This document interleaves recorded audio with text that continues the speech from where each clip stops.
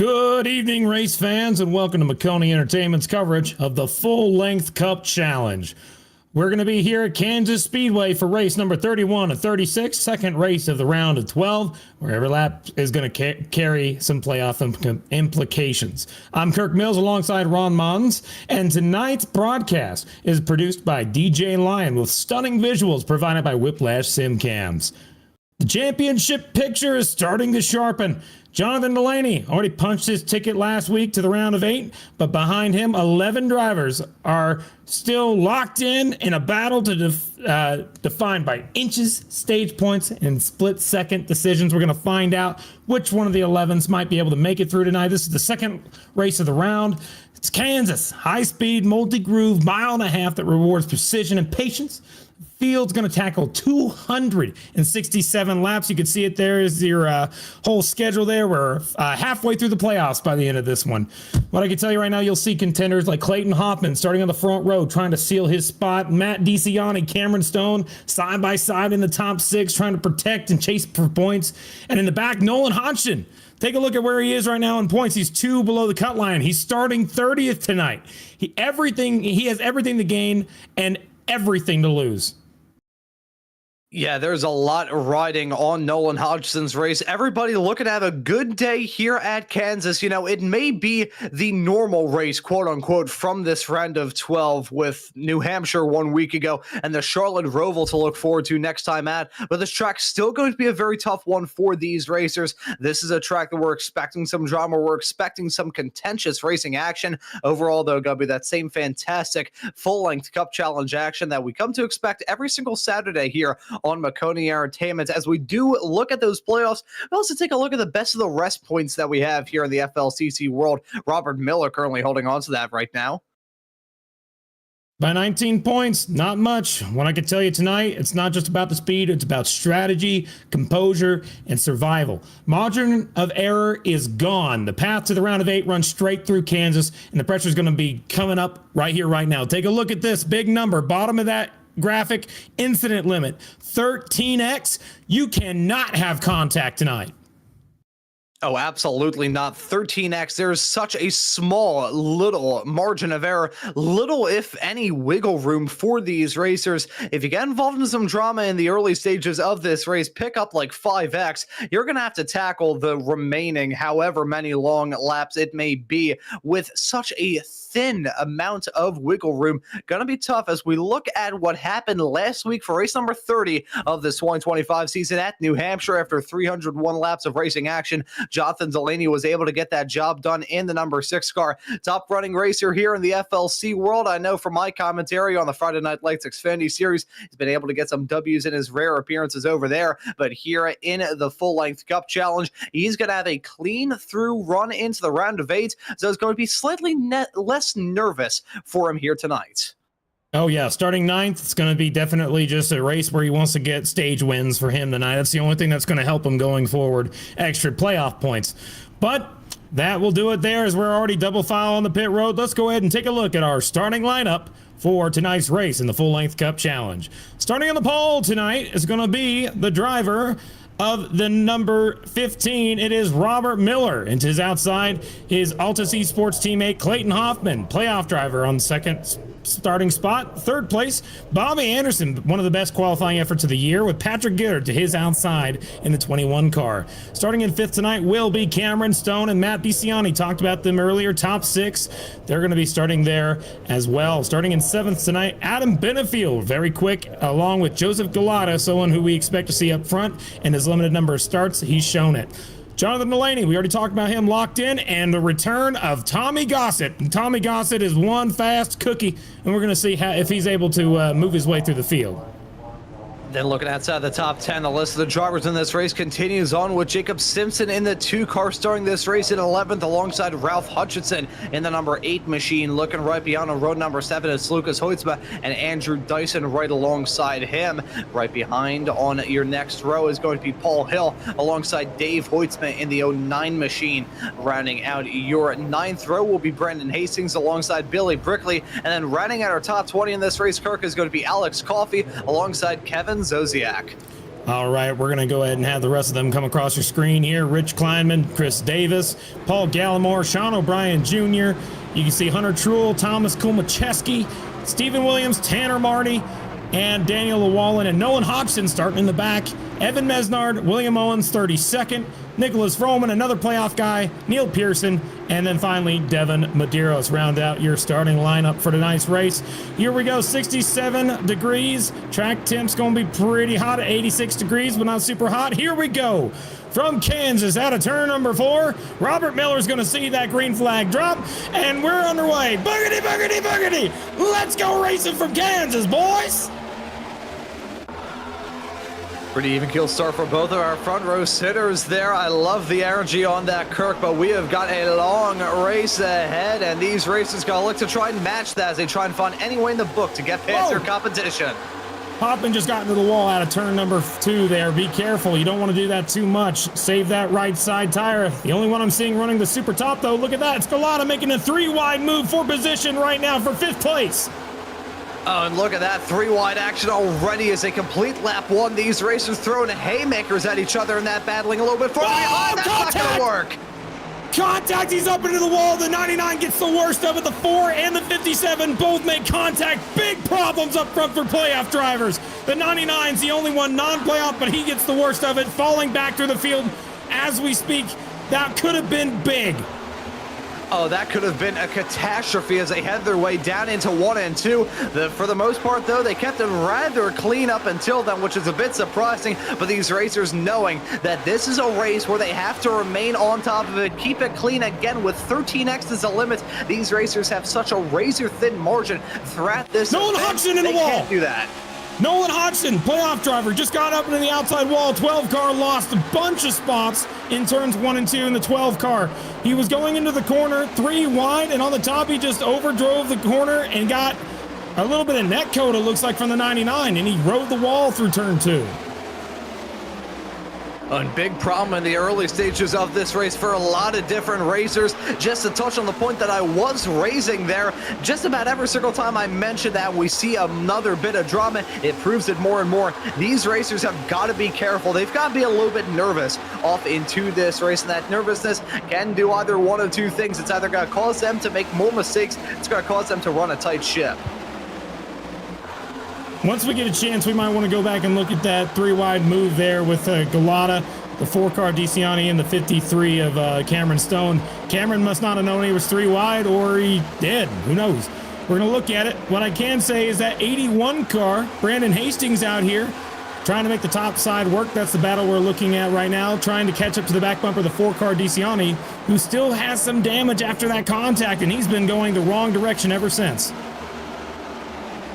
Bad start for him, bad start for a lot of these racers. They need to dust themselves off in the early stages of this race. These races are marathons, not sprints. It's a long, long journey in these races. As I usually like to say on the Xfinity side of things, the journey of 1,000 miles begins with one single step. But if you snap your ankle on that first step, it's not going to bode well for the rest of the journey. 6-car Delaney made a pass for Cameron Stone, and we also saw the 99 car Galata get up into the outside wall on the exit of 2 there, lost a lot of ground.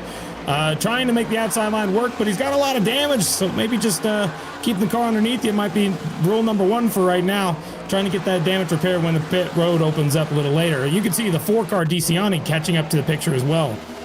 Oh, Daniel Llewellyn, pit road. Started from the pits, it looks like. Let's take a look and see what happened with the 4-car and the 57 car Cameron Stone. This is what we were going to talk about. The 99 chose to take the very outside line going into turns 3 and 4. He wants to get to the front and he wanted to do it quick. So you see it right here. He goes way outside. This is early run. He's carrying a lot of momentum. He's now 3 wide top side with 2 playoff guys. Take a look at the 57 and the 4. This is the big part. The Zen car on the bottom and the 4-car DeCiani. Up the track. 57 just disregarded the 4 and the 99 and shoved them into the outside wall after that. That was, he didn't even know they were there. Yeah, that was unfortunate stuff. The 57 really leaving his competitors hung out to dry on that high side. Not even hung out to dry, hung up into the fence as they went downtown into 1 and 2. Unfortunate moment there for sure. But hey, still a lot of racing action left to go. Just make sure you don't have a repeat of that between now and the checkered flag. I'm sure those racers probably already ticked off a couple of those incident points early on in this event. That's something we have to talk about a lot. That 13X limit reared its head yesterday night here on Maconi Entertainment with the Friday Night Lights Xfinity Series. I have the feeling it will probably pop its head up again tonight. We're now looking at the 07 Atomic Gossett. Hasn't been racing with the series for the last couple of weeks, but he's coming back for a one-off here in Kansas. He's running 9th right now, started in 10th, trying to gain some ground up towards the front. Biggest movers when you're taking a look at this so far, I think that we're looking at Delaney, really. He went from starting 9th up to 5th. That's a big deal. We might have some more big movers, but some drivers that are big falling back. I mean, for example, DeCiani did not need this today. Absolutely did not. When you're looking at the playoff point standings right now, he most certainly did not. He was right now 8th, 2 points to the good when he came into this race. Right now, he's outside the top 25, and it is not being a good run for the 4-car right now as we're looking at this battle between Dyson, the 71 of Troll, and the 44 Brickley right here. Yeah, DeCiani, after starting this race in P6, he's got to be on the back foot big time early on. You got to limit the damage in a situation like that, though. Still a long way left to go. If he can get some good results in the stages, that's certainly going to help out his case quite a lot. Whoa, holy cow. You can see that rip on the high side was a 99 with a whole lot of momentum coming out of 1 and 2. These racers still need to keep it smooth. We're so early on into this race. Have 267 laps of action to look forward to here tonight. Only 13, lucky number 13 on the board right now. These racers have a long road ahead of them. There's no point of thinking that that end is right in front of them. They still have to worry about the stages. I mean, even just in terms of breaking it down to stage 1, they're still so far away from that green and white checkered that they can't even bother thinking about that black and white checkered at the end of this race. Yeah, they understand what's important right now, and stage points most certainly are. That should be the #1 priority for anybody on that bubble fight. We're talking DeCiani, Hansen, Stone. Out of all of them, only Cameron Stone sitting in the playoff points playing position right now, sitting in 7th. Cameron Stone right where he needs to be. He is 7 behind the cut line going into this race, and right now where he's at, this is going to benefit him. He just moved up to 6th. He got past Simpson in the 2-car up front. That is a big deal right there to pay attention to. So up front, again, Cameron Stone and Simpson are battling pretty dang close right now if we can get a camera on it. There we go. Side by side for position. This is in the top 6. Bottom, 57, Cameron Stone. Top side, Simpson. And you can see right behind him, the 26 of Paul Hill, another playoff driver, all battling for position back here. Looks like for 6th place spot or better. Yeah, and already looking to get some moves done. That number 26 got ripping on the high side. Close quarter stuff as they head their way out of 3 and 4. Probably a couple of inches between himself, the front bumper of Cameron Stone, the back bumper of Jacob Simpson. Now look at the 2 and the 26 duking it out downtown to 1 and 2. Who's going to win out in this battle? Will it be Hill jumping his way up another spot? Will he be able to get it done? Survey says he may, as he's going to be on the high side yet again as they head their way down the backstretch, still side by side. You look at Bobby Anderson, the 5-car, though, right in front. He's not out of the woodwork just yet. He's looking to try and settle this race into a groove after losing 2 spots early on. He wants to jump his way back up into the podium, or at the very least not fall out of the top 5. Another note to make, Jonathan Delaney making a move on Patrick Gitter for 3rd place, out to the outside, side by side, right here, right now. That 6-car has been on the move since the green flag, up from 9th place now to 3rd. Jonathan Delaney knows what his goals are to this race, which is just to get playoff points. He needs to win the stage. So now he's got 2 more to try and catch, and that is the Altus Esports entries of Hoffman and Miller. He's got a ways to go to get there, but he is faster than the top 2 right now by about a 10th. And still holding on, keeping the pace rolling, and if he can keep that momentum going, he could very well find himself getting another good result here tonight. Let's stay focused on it as we look at Delaney in that number 6 car, up 6 spots to where he started in this race. Rather fitting indeed. Do want to raise though Vroman down in P16. He's up 17 spots from where he started in this race, cutting his way through the field like a hot knife through butter. That's a fantastic start for him in that very striking, shall we say, number 96 entry. Yeah, looking at him in the points standings, he's 29 points to the good. He's deep field, but he has to avoid the wrecks, and so far that's what he's done. We haven't really seen too much accidents out here, a couple contacts here and there, but making it through the field, that 95, doing exactly what he needs to do. And the one thing I'm thinking about whenever we're riding on board with him right now, trying to battle with Billy Brickley in that Ryko entry there, you can tell that the outside line gives the lead car so much advantage. But the moment you get to the corner on entry is where the bottom, you can see how much ground he made up. He made up about a quarter of a car length there. But now that they're both on the bottom, you're going to see Vroman, he's lifting. He's constantly getting out of the throttle because he's in that dirty air. It's going to push that car tight, and he's going to have to feather that throttle to get out, to keep the car from hitting the wall, from being too tight. As it looks like Brickley is making a move on Hastings right there, not quite able to make it work that particular time. But remember, Vroman going into this race, 29 points to the good. His main concern should be just finishing the race in the top 15. That would be good for him. He'd be in a good position from there, but if he can get better, I'm sure he can, and we've seen it before. I think that's going to be exciting to watch. As something else is catching my eye on that pylon, take a look here. Paul Hill in the 26 car. He's up 9 spots from where he started up here. Let's see if we can take a look at the 26 here. You can see he's made his way forward from the start of the race on 9. Out of everybody in the top 10, nobody has gained more positions than Paul Hill. So I think that 26, if he's able to catch some clean air up front, I mean, he's trying to go for another spot right here to make it 10. He's all over the back bumper of Bobby Anderson, who's actually falling backwards from his 3rd place starting position. Yeah, he is losing out on a little bit of time, though. Not too bad, but it could be a little bit better. Doing a raise that Simpson has lost out on a spot. He's now fallen outside the top 10, so rough start for Jacob Simpson in that machine, as he's now looking to get a move put on him by Adam Benefield down the inside, off into 1 and 2, and through into that spot is going to go the number 83 car of Adam Benefield. He's another racer who's pulling double duty this season. He's already locked himself into the next round of the Friday Night Lights Xfinity Series playoffs. He's locked himself into the round of 8, and here in the FLCC, very nice sound effect there, he's slotted in 5th as it stands presently. That 99 car, take a look at him. Remember, he was the one who got up in the outside wall after contact with DeCiani, being squeezed up there by the 57 of Cameron Stone, and guess what? He is 1 car away from Cameron Stone. Cameron's right now battling side by side with Ralph Hutchinson, both playoff cars, both doing really well, sitting in the top, looks like top 9 is what they're battling for, but that 99 has been angry since the restart. He has been on a move. He fell back outside of top 28. He's driven through the field back up to the top 10. He's sitting right now in 12th, all over the back bumper of that 83, and he is gaining ground more and more every lap. And that 99, I think he's going to be able to get back to the back bumper of that 57 car.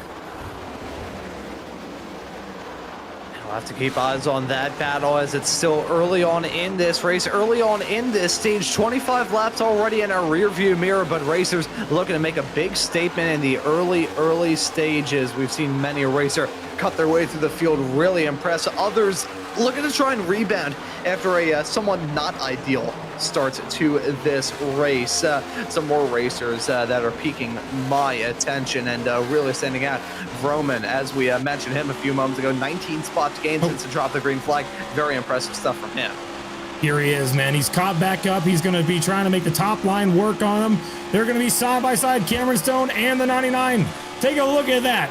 He put him up in a wall, he dropped back outside the top 25, and he drove back and passed him cleanly. That was one heck of a drive by the 99 car.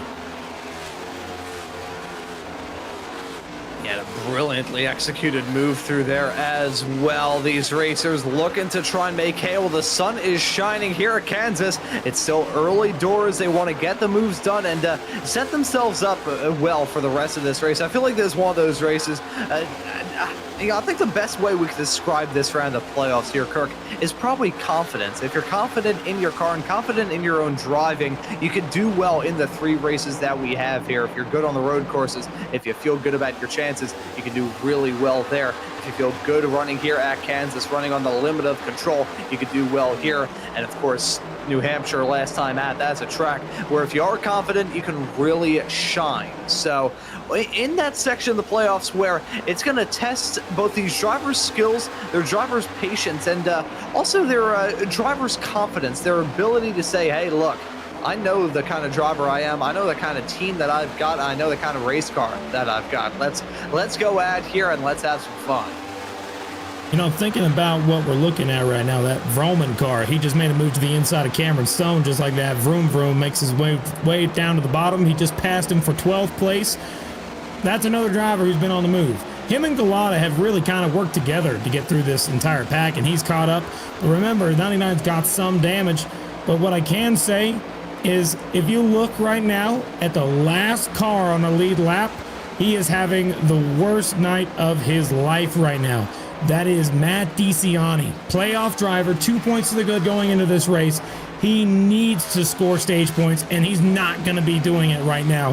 He's barely going to hang on to the lead lap if we're able to make it through. Remember, the first stage ends on lap 80, at the end of lap 80. So with this big deal here, it's going to absolutely require him to be able to come back from this. He needs to get the damage repaired, get back out there, and that damage, you can see it on the right side of the car, on the left side, it's really affecting his speed, and all of that could definitely take him out of the playoffs if he's not able to recover. Yeah, that could be a very, very tough run of luck for him. We'll have to keep our eyes on all these racers to see how they're going to manage tonight, the playoff situations, the playoff permutations that they all find themselves in. I'm sure these racers have run the numbers themselves. Actually, you know, I say that there are some racers, and I say this as someone who did that in his own karting days, who don't really care for the numbers. They just want to go out there and drive the car as quickly as they can. That's a spinner out of 2. 2 cars make contact. That is it looks like, I think it is Nolan Hodgson, playoff driver, sitting around the wrong direction out of the corner. He was on the bottom of the racetrack running in 20th. It looks like he just got loose and spun it out. Let's take a look at that replay to make sure that's what happened. But the 12 car goes around, brings out the first caution of the night. Let's see how that may have looked. All over the back bumper of Paul Gallimore, and just got that right rear sticking out. And that'll do it. No contacts, and actually could be a huge benefit for him, believe it or not.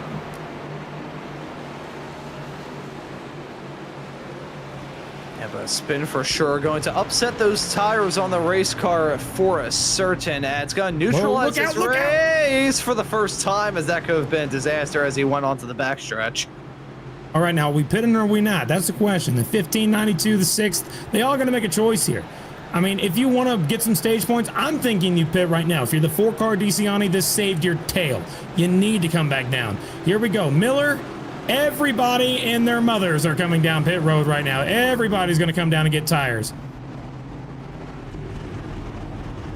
Yeah, the tire's going to be a huge factor in this race tonight. I mean, this track, it's not necessarily the most brutal one when it comes to wearing out tires in the blink of an eye, but it's not smooth as glass either. So these competitors, you have to worry about that all throughout tonight, as here they come running into their respective pit stalls. Who's going to come out with the race lead? And is anybody going to take that risk for 2 tires? I'll tell you who's not. It's the 4-car DeCiani. He needs to get that damage repaired. All 4 tires and gas, get back out there. Right now, looks like it's going to be the Altus being able to get the spots, but 3rd place goes to Patrick Gitter. Wow, able to jump the 6-car Delaney.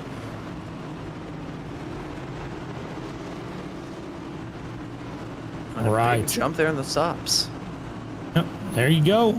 Lap 34, 267. We're going to take a quick commercial break. We'll be right back after this short message, back with the green flag to continue the run here at the Full Length Cup Challenge at Kansas.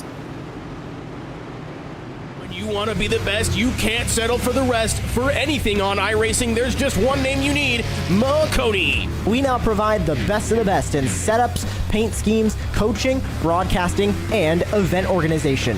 With cars across all 4 license classes, we have what you need to hit the track with confidence.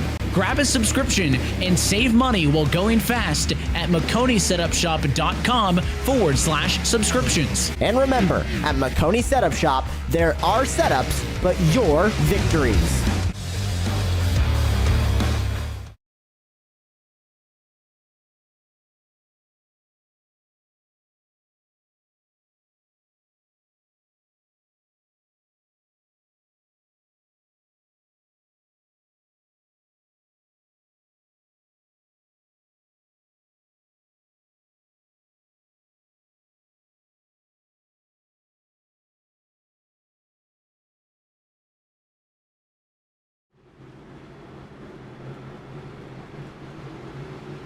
Welcome back to Maconi Entertainment's broadcast of the full-length Cup Challenge here at Kansas.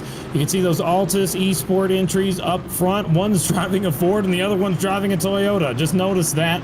That's an interesting thing to take a look at. Hoffman in the Toyota, and it looks like the Ford is on the inside. So interesting to see that. Robert Miller been dominating this race. Both cars have been up front the entire time.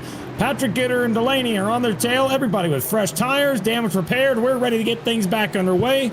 Out of turn number 4, through the restart zone. We are back underway. The 15 gets a great jump out of the gate.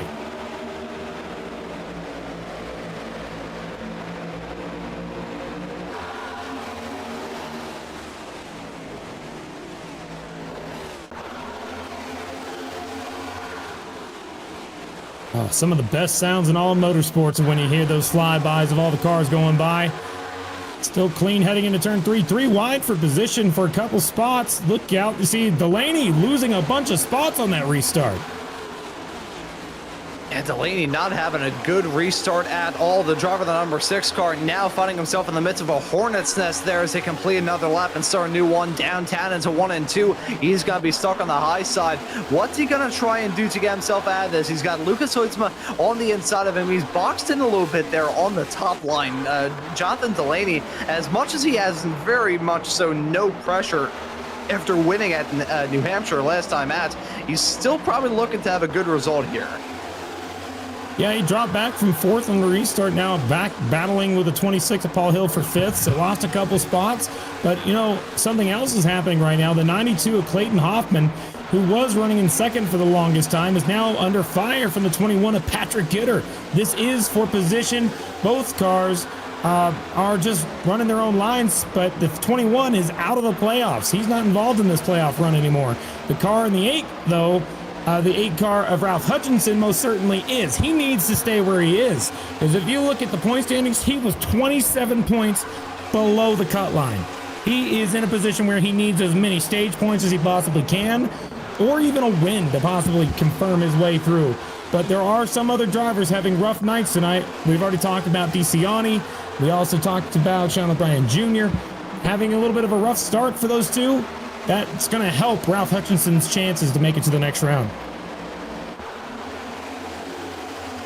Yeah, that'd be a bit of a sting if it goes poorly. We still have a lot of racing action left to go, though, here tonight at Kansas. And these racers, despite the fact that we had an early yellow, they're still throwing a caution to the wind and really starting to duke it out for any spot that they can. Here we go, as that could have been disaster with Gossett and Hill. Gossett in that awesome looking red wine blue 07 car, making his way through the field, now slotted in at P6. And let's keep an eye on him to maybe make a charge up to the front. I have a feeling here, Kirk, just the vibe early on, this may be a race where we see a non-playoff racer get a W.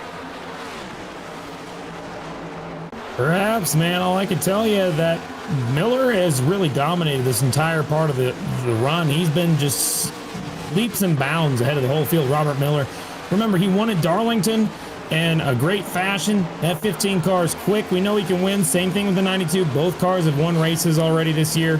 But Delaney, he's locked in. He won last week, so he's another driver who we've seen win. Patrick Gitter won at Daytona.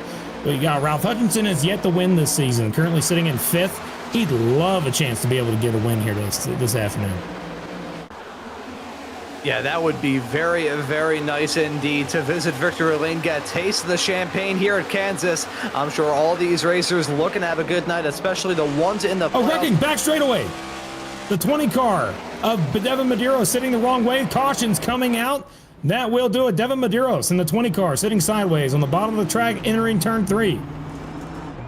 I'm not sure what the deal is with the driver of the number 20 car. We'll definitely have to load up that replay to figure out what the deal was. And here was the deal for Medeiros. You can see him in the midst of a hornet's nest. Sideways moment from the cars right around him. He gets clipped. He doesn't hit the inside wall, and he didn't hit the outside wall or the inside wall, but he has turned his tires into rectangles that slide down into the infield and has brought the second yellow out. Alex Coffey, driving in the 54 car, was trying to ride the middle lane. Kind of got squeezed there, got a little loose on the exit of the corner and came down to make contact with the 20, but it was so slight that no damage was given to either car. If anyone got damaged, the 73 made slight contact with the wall after some hits from the 57. So with that in mind, I mean, I think that both cars are going to be able to continue, but that just brings out yet another yellow flag and an opportunity for some of these playoff guys who are further back in the field, might be able to take some tires, waste an extra set here, but they might be able to get some stage points out of it if they're able to utilize those laps that were used. I mean, we're halfway through the stage. This is what we are expecting to see. You can see right now Cameron Stone kind of fell back. I mean, from the start, he was running in the top 10 early on. Right now, if you look at Cameron Stone, though, where he's running, he's right now back in the back 20s, 21st right now. Did not have a good pit cycle and just dropped back outside the top 20. Dyson chooses to head down pit road, though.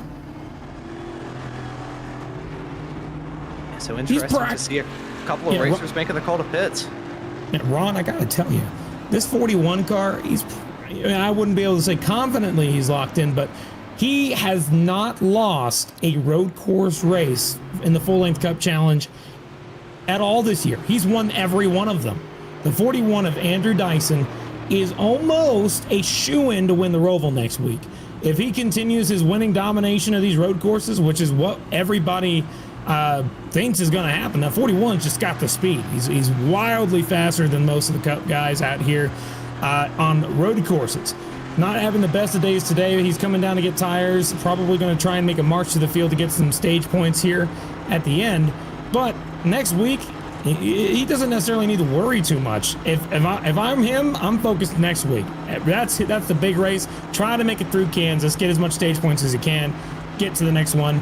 He came into this race 35 points to the good, practically safe as we're doubling up for the restart. Ron, what do you think's going to happen here towards the end of this thing? Do you think these guys that took tires are going to be able to march through the field? I think we are certainly going to see a convergence of racers who made that call to come down pit lane versus those who haven't. We're probably going to see them begin to intermingle, some of them just charging their way through the field, others beginning to drop back. It's an apples of broccoli comparison for sure, but if we look over the past couple of weeks and the action that we've been able to cover here on Maconi Entertainment at Kansas, it's been with the likes of the ARCA cars and the Xfinity cars. Probably the most direct comparison would be the Xfinity machines yesterday in the Friday Night Lights series, and the tires certainly helped out many a racer there. So I have a feeling here in these Cup cars, despite the fact that they do have these floors that stick them down to the road, the mechanical grip still very important and very key to doing well here around this racetrack. So look at those drivers on that on the fresher tires to most definitely make a charge as we get to the end of this stage. Well, you saw it right here. Pace cars in the pit lane. We're going to get back underway. Look out. Double file restarts. Kind of chaotic. We're back underway here from Kansas. Up front, the Alta C Sports entries get out to a wonderful start as they head into turn number 1. They seem to stay double file throughout the field. Side-by-side racing on a restart here at Kansas. Now, where have I seen this before? The top 3 are single file. That's about it, though. Everybody else going side-by-side, maybe in a little 3-wide action. Look at that on the high side, ripping it big time. That I thought was going to be about 3-wide racing. It is about a 3-wide racing. Look at that close quarter stuff as Hutchinson, Galata, and Gitter duking that for some of the final spots inside the top 5. 99 knows that on these restarts, you need to gain every spot you can. It's the best way to make passes up front, some contact with the wall. 6 car got into it, but now they're side by side for the second place spot. Jonathan Delaney makes a move for second place for the first time this afternoon, but Hoffman's not giving it up easy. Oh, he is not giving it up at all. These two got to be duking it out, nose to tail, punch for punch, tit for tat, as they go up into the wall yet again. We're starting to see the mistakes begin to set in for some of these racers. It's a long night of racing action here. Those incident points down to a minimum, and these racers having to keep it smooth. This is going to be one of those races where driver patience and driver mental strength probably got to be important as well. You know, I am quite surprised. The 6 car just isn't seeming to able to keep up here as he's trying to make a block here on Tommy Gossett there in the 07 car. Remember last time we saw Tommy Gossett, he was contending for a win, but got involved in an accident late. Wasn't able to make it through and win the race, but he had winning speed. That 07, week in, week out, along with Joseph Galata, both are great drivers and drivers that have speed week in and week out, but they are part-timers. Running top 5, I mean, that just continues to show that they can do it as they're side by side now for the 4th place spot. Yeah, with this battling going on, I wonder what's going to be the next high-key battle up at the front. Who's going to be the next to go for a mighty move and a mighty send and a mighty dive? Who is going to be the latest racer to make a charge? Who's going to be the latest racer to get a bit more on the aggressive side? We've already seen aggression peek its head out thus far here in this race. 2 yellows in the first 50 laps. We still have a whole lot of racing action left to boot as well. We look at this battling right now involving that right there was the 83 of Adam Benefield. We brought on board the back of him, looking at the likes of Hunter Truell, Billy Brickley, and Anderson, along with the likes of many other drivers all throughout this field. Look at that never-ending stream of next-gen cars all through 1 and 2. Oh, man, a lot of different moves being made throughout the field there, but we see Galata and Gossett still side by side. These guys have been trading positions left and right. I mean, the 07's able to get the run on the entry, but that 99's able to get the run on the exit. And that's just side-by-side racing. This is what you enjoy watching. No more tire saving. They're just pushing, trying to have a good time out there on a racetrack. They're part-timers, not trying to go for no championship. Just trying to hang on a position, which is what's going to be exciting for us, is they're still side-by-side up front. Still duking it out, going tit for tat. These racers know that in the early stages of an event like this, it's good to set the night off well, set the trend, set the tone for the evening. If you're starting off a race like this on a whimper, it's not going to bode well for the rest of the night. So these racers looking to pounce and pounce early, make hay while the sun is shining. Insert phrase here as they're still side by side in that battle for P4. I'm surprised that they're still keeping this up. I mean, that 99 must be killing his tires right now. I hope that's not the case, and I hope he's just able to do it really well. He's clearing in that time by. Now he's making a move to the inside of the 6 for a second there. Now he's going to the top. Showed bottom, went top. And moving around this racetrack, that's one more thing to race about, Kansas. This is the sort of track where many a racer can run many a different line. You can experiment around this track, and that's what makes this place unique. It is super fun and really good to commentate on, as well as we have got all sorts of racers running all sorts of different lines. The experimentation going to be prevalent all throughout tonight. You know, I'd like to see if we can't go through the field here in just a second and talk about all these playoff guys. I think that'd be a lot of fun.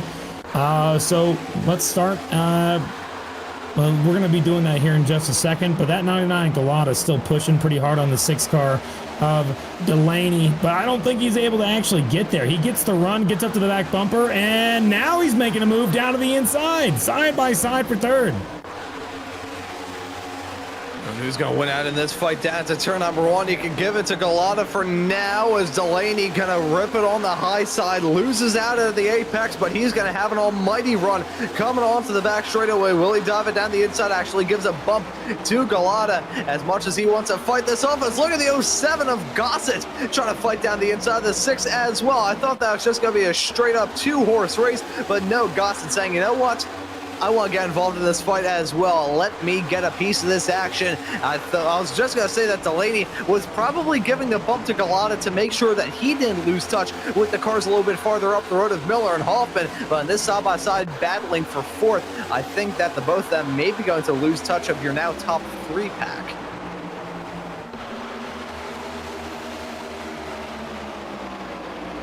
And I gotta say, right here, this is just some of the best racing you get to see on iRacing. You get to see some guys, you know, actually being able to compete side by side. You see Gossett trying to make a pass on the 6 car. Delaney, it looks like Delaney's going to be able to fall in line behind the 07. Gossett and Galata is probably the only 2 that I've seen to be able to have possible speed to catch up to these Altus guys. He's going to need to pull off some miracle, though, to be able to catch him, because it seems like the 92 and 15 are on just a different planet right now. Oh yeah, those 2 have been running firmly up at the front pretty much ever since the drop of the green flag. Even with some yellows to boot, they've been running smooth and consistent up at the front, keeping the same pace, and we'll have to see if they'll be able to hold on to it between now and the very end. We jump back to the 41. It's Andrew Dyson. He's made his way up to P22 after coming into the pits under the last yellow. Dyson, we talked about his road course prowess under that latest yellow flag, but the thing that separates him from a driver like Shane Van Gisbergen in real life is that Dyson can hold his own on these ovals, and he has a rather big cushion.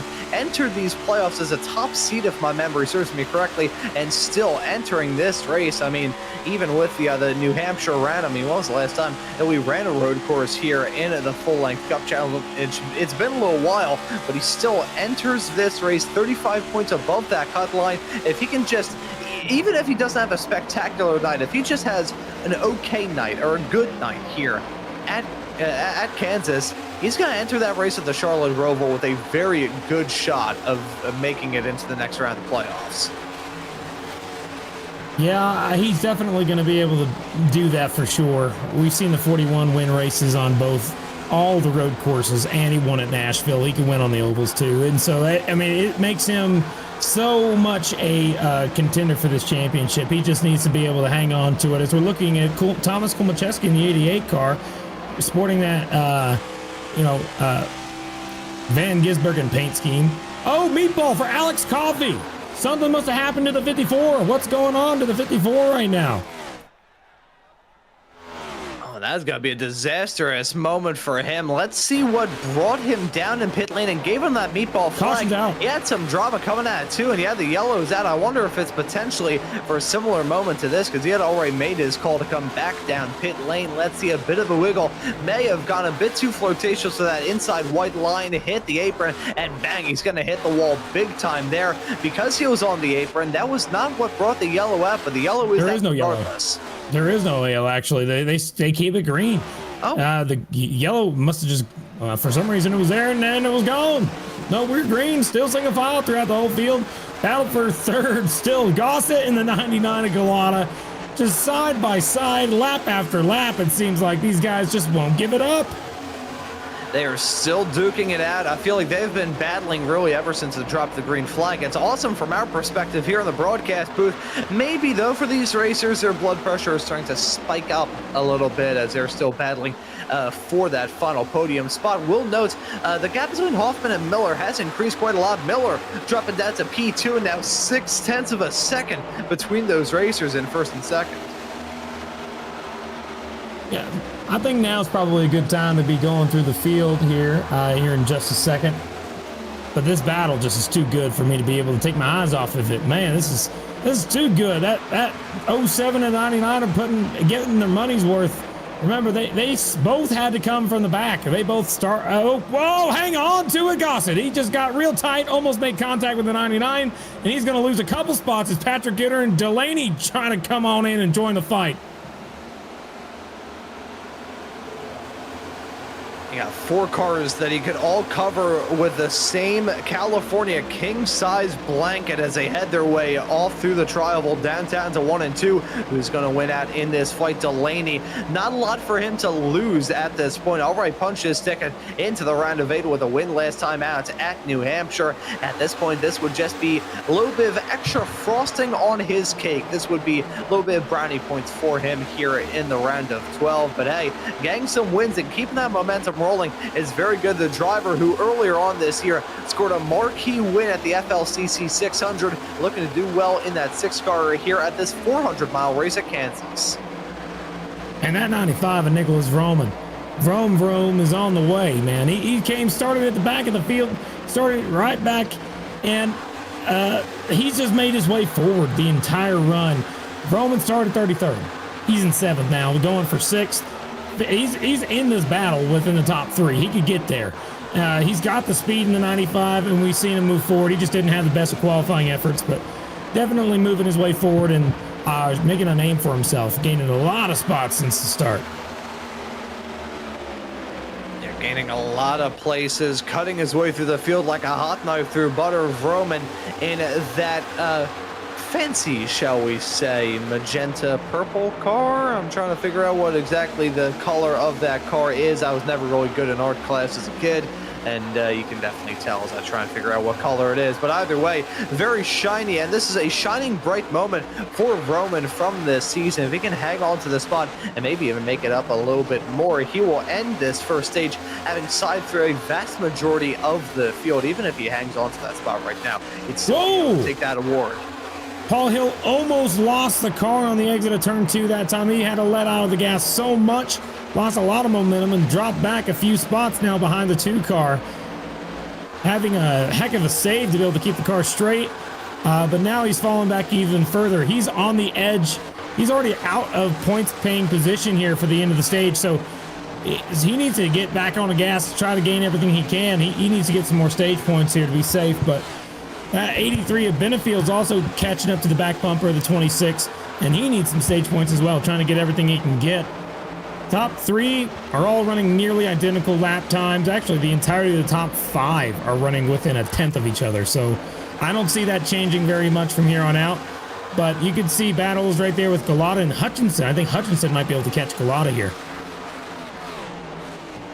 As we look at that car of Hutchinson, we'll have to see if he can make his way up a couple more spots and cut his way through the field just a little bit more. He's involved in a side-by-side fight with himself and Lucas Hoytsma as they head their way down into 3 and 4. Hoytsma on that high side, going to keep the momentum rolling out of the turn, but with good speed through it. Hutchinson going to jump his way up in a P8 fittingly in that number 8 car. Now he's got to worry about reeling in that gap with himself and Galata a little bit farther up the road. I would probably call it about 5 car lengths of gap between those two as they head their way off into 1 and 2. A bit of the wiggle there from Hoytsma midway through the turn. You can see him fluttering that gas pedal and darting that steering wheel a little bit more. The handling on all these race cars beginning to drop down as we get to the end of this first stage. You can see up in front of this, you got the 95 making a move right there on Gossett, and he's on the outside of him, rattling right now for the 5th place spot, trying to make the outside line work. Now, like I said, the 95's just been that much faster than everybody else around him. Moving forward is what we're seeing, but he's holding tight. Look out. Not clear yet. Hang on to it.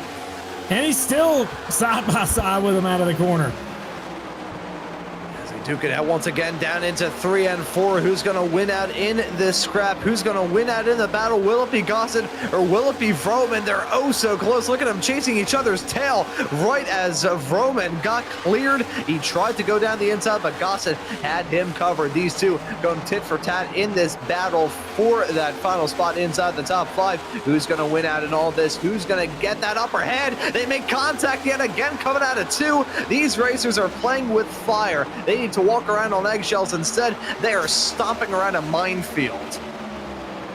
Man, I'm just surprised, man. I mean, that 95 just has so much dang speed. He might be able to get to a top 3 finish here. The 21 of Patrick Gitter is right in front of him with the 6 car Delaney. I mean, it's not out of the realm of possibility. We're coming down to the end of this stage here. Just in a handful of laps. Right now, we're on lap 75, lap 75. This ends on lap 80. So give about a lap, 5 laps to go in that range. And once they cross that stripe, the complete lap 80 will give out the stage points. Benefield just made a pass from Simpson for 10th. That's an extra point for his playoff run. Big deal for him. Hutchinson, Hoytsma, also playoff driver, is going to get some points if they stay where they are.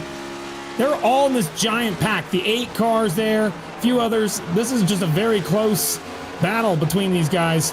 I don't know if he's going to be able to gain much more, but the 83 making the pass on the 2 is very important. Oh, that was super, super important. Him getting that move done, jumping his way up another spot. Hold on a second. Robert Miller and Clayton Hoffman, they just changed positions? Oh, they've been swapped the roof for a while. Hoffman got that move done a little bit earlier on, and ever since then, the gap has kind of ballooned out a little bit. Hoffman able to stretch his legs out finally after spending a decent chunk of the opening stage of this race behind Miller. You see that gap has ballooned out to about 3/4 of a second between those two up at the front as they still pull away from pretty much everybody else. Delaney 2 seconds back of your leader of Hoffman. I mean, they're the cars to beat, just through and through. Robert Miller and you got Clayton Hoffman. Both cars are just so much faster than the rest of the field. They got some dang nos in those cars. They are just that much further out than everybody else. And so that 15 and the 92 going for a championship at the right time. Remember, the 92 did not win a race at all in the regular season. He made it in on points, and the 92 now has a chance to. He won in the first round of the playoffs to lock himself in. He has a chance to be able to lock himself into the second round with a win as well. 2 laps to go in the stage. What a phenomenal performance by the 92 to be able to be where he is. And, you know, he's kind of like a Joey Logano when you think about it. Not really there during the regular season. He had speed, but not the luck. But now he's in the playoffs and he's doing well. And he is doing very, very well right now as Roman looking down the inside. Delaney down into 3 and 4. Delaney keeping him on that tight ship down on the inside. Not really giving him any sort of benefit of the doubt there, as they're still got to be duking it as they cross the line to begin lap number 80. Getting to the end of this stage. Hoffman on track for a win. Miller on track for P2. Gitter occupying that final spot on the podium at the end of the stage, but the battling for P4 still very much on. 6 car Delaney on the top, 95 on the bottom. 95 sends it in. 6 cars going to try and wrap it around the top. Up front, Hoffman and Miller are going to be confirmed for the top 2 spots in the stage. There you go. But to the line, it's going to be Roman hanging on to the 4th place. And that will be the stage. It is Clayton Hoffman, Robert Miller, Patrick Gitter, Nicholas Roman, Jonathan Delaney, Tommy Gossett, Galata, Hoytsma, Benefield, Hutchinson, your top 10 getting stage points.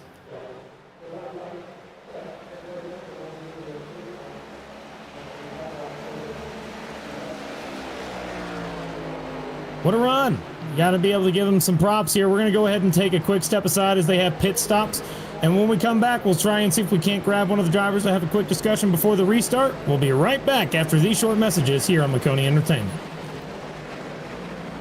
You want to be the best, you can't settle for the rest. For anything on iRacing, there's just one name you need, Maconi. We now provide the best of the best in setups, paint schemes, coaching, broadcasting, and event organization. With cars across all 4 license classes, we have what you need to hit the track with confidence.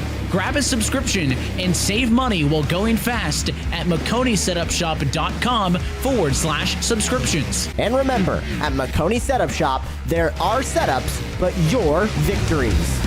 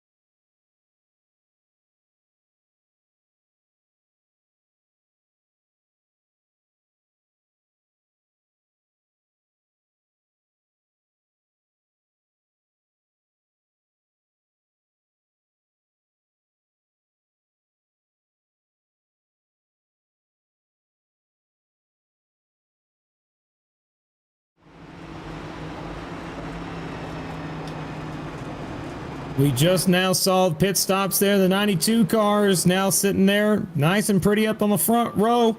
Tell me, we got him in the booth here. He's with Ron. And Clayton Hoffman here in the broadcast booth. Clayton, first off, how was that first stage? That looked rather fun there once they got that move done for the race lead.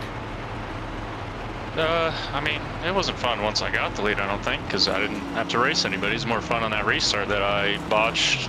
There was some sort of technical thing, some sort of bug with the UI, I guess, that Robert wasn't familiar with. He thought there might be a problem, and yeah, it kind of caused a little hiccup on that restart, so I had a bad restart, and I had to battle my way back up there for a second, so that was, I feel like that was a lot more entertaining than once I took the lead, but the car's great. Thanks to Chris, Hill, and Merch.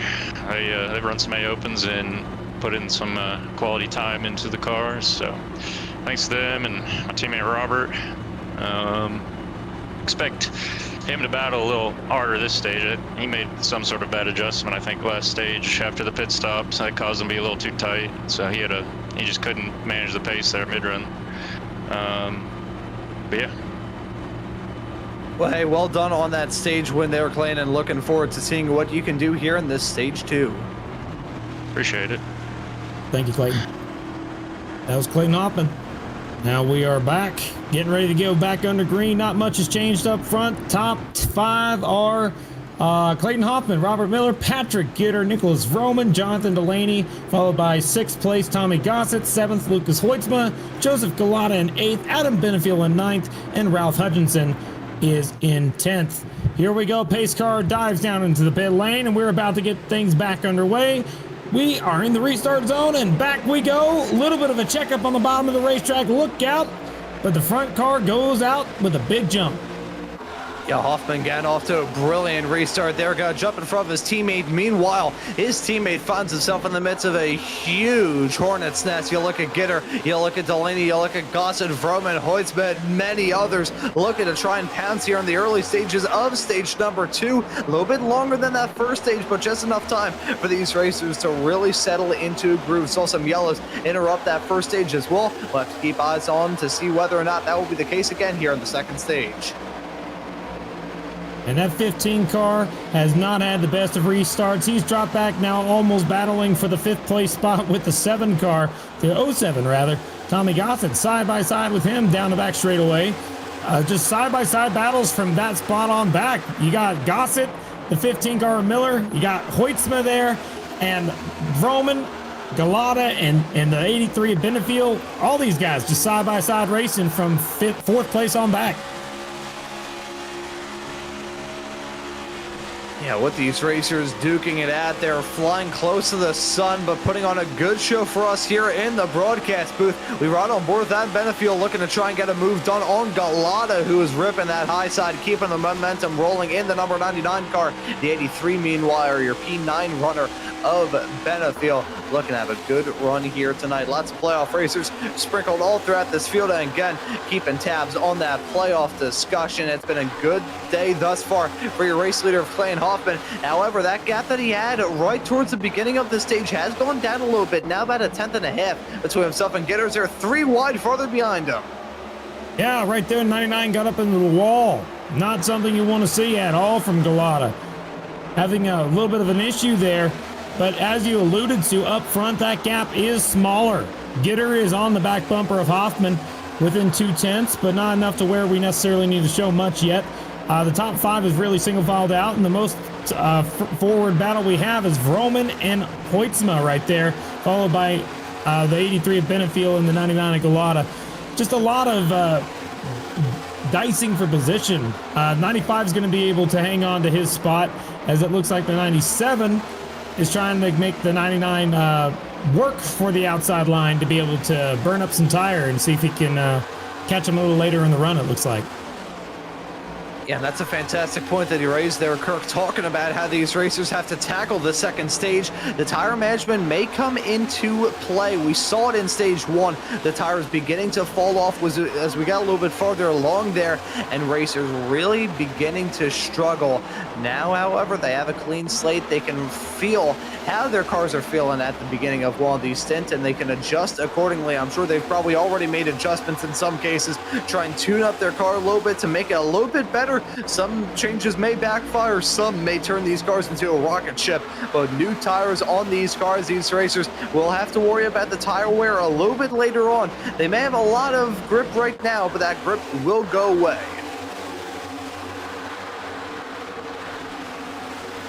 That grip will most certainly, as we continue, it's going to go back. I see a chat between the drivers asking if anyone knows the score of the Oregon Duck game. So Tommy Gossett, interested in football right now instead of racing. He's sitting right now in 4th place, having a heck of a time, not necessarily worried about driving that much.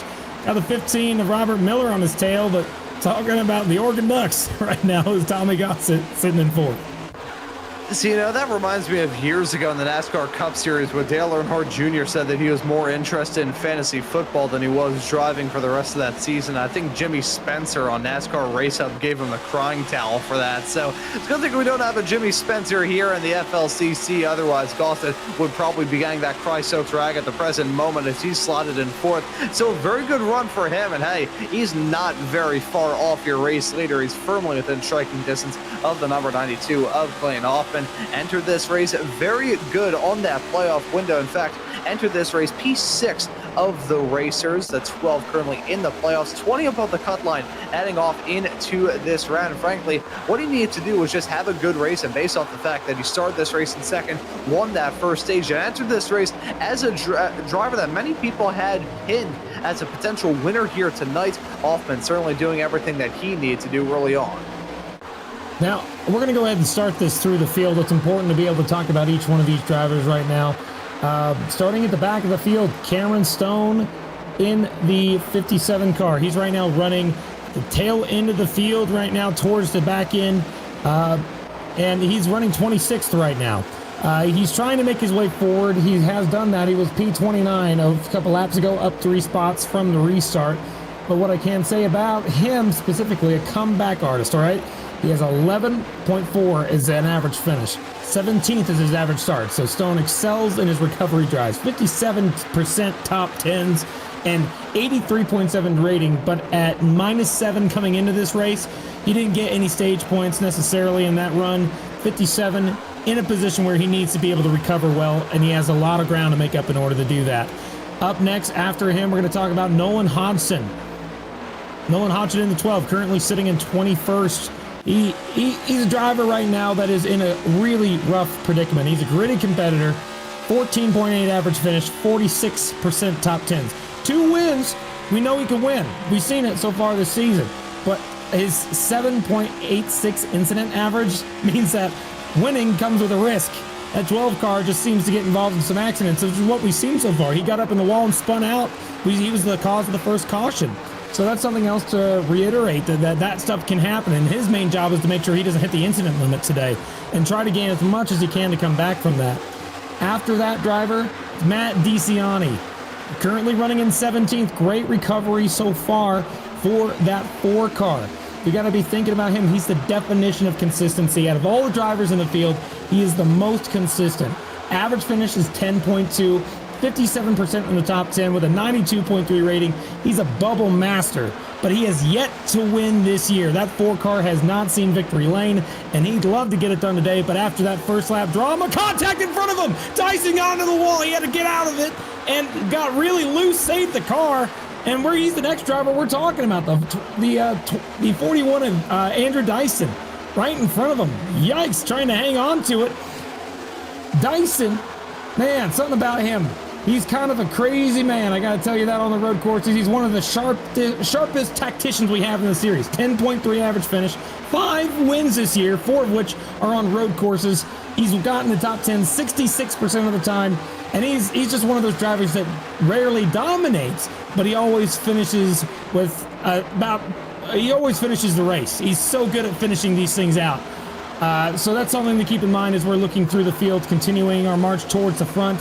After him, it is going to be Sean O'Brien Jr. I'd like to talk about next. Sean O'Brien in the 65 car. He's currently running in 17th. He just got passed by the 41 car. And something about him is that he's inconsistent. He's capable, though. 12th average finish, 41% top 10s. He hasn't really been up front a lot this year at all, but at minus 15 to the cut line entering this race, he has to turn that mid-pack car into stage points and pray for long green flag runs and moving towards the front. Right now, he is not going that way. He needs some major adjustments to get that car back up towards the front. Immediately following him, we're going to talk about Paul Hill. Paul Hill is our next playoff driver. I think we need to talk about, currently sitting in the 10th place spot in points. Steady, improving. His average finish isn't that good. He's at a 14.6, but his 15 top 10s, it's about 54% of the time he finishes in the top 10. He has 3 wins on the year. He's able to win these races, and he's definitely someone who reflects controlled aggression, is what it is. Hill has the speed to hold serve above the cut line, and his history of finishing strong is just going to benefit that 26 car. He's going to have a chance as long as he can finish where he is right now, top 10. That's great for him. Up next, we're going to talk about our next driver, which is going to be Lucas Hoytsma. Actually, Adam Benefield. Sorry, we lost Adam Benefield there in the course of that. He's had a solid campaign, 14.2 average finish, 52% in the top 10. This guy's just fast. He's able to do it. He's battling with a 2-car Simpson right now. But that 83 is the long run consistent. He's rarely flashy, but he always someone that logs points, goes really good in the long run, and he stays in the top 10. That's his goal right now, sitting in 12th, needs to gain a couple spots to get there. But we know over the course of the run, he might be able to use that car's long run abilities to get there. Next, like I was saying, Paul Hill in the 26 car. This guy, he's steady, right? He's able to improve. I think we actually talked, did we already talk about Paul? I think we already did. Then we already mentioned Paul. So up next, Hoytsma. Should have said. My apologies. 97 of Lucas Hoytsma. 9.6 average finish. Holy cow. He's on average in the top 10. 68% of the time, he's going to get a top 10 finish. He is at average running position is 8.8. Guess where he is right now? 9th, which is what it rounds up to. So he's exactly where his average running position says he should be. He's not a frequent lap leader. He doesn't lead laps very often, but his ability to stay in the top third of the field makes him a playoff asset. He doesn't need to dominate. He just needs to execute cleanly, and he's doing exactly that right now. And the next driver we're going to talk about is in a really big playoff hole right now is Ralph Hutchinson. Roller coaster season, okay? He has a 17.2 average finish. 37% of the time he finishes in the top 10, but he has flashes of pace. He's led 195 laps this season. And he shows potential. He's entering Kansas 27 points out. He's doing exactly what he needs to do. He needs to be in stage point paying position, battling right now with Joseph Galata on the bottom. That 8 car is doing what he needs to do. Pass as many cars as he can and get as much stage points as possible and get a great finish. That's his #1 priority tonight. After him, Jonathan Delaney. We've talked about him already this race a whole bunch. Gold standard playoff field, 7.2 average finish. He finishes in the top 10 78% of the time. He's won 4 races this year, 21 total top 10s. Insanely fast. He has an exceptional 105 driver rating, which is better than anybody. He's led 18% of all the laps this season and has finished in the top 5 more than half the time. Already locked into the round of 8. He's running free, maximizing stage points, and to pad his playoff total, he needs some playoff points. But Kansas always rewarded his methodical approach and long run speed. He just needs to finish the race. And if we continue going ahead through this field, we're going to jump over to Patrick Gitter and Gossett, which are battling side by side for position, to talk about Nicholas Vroman currently sitting in P2. Breakout story, okay? 3 wins this year. Average finish of 5.1. His average finish is top 5.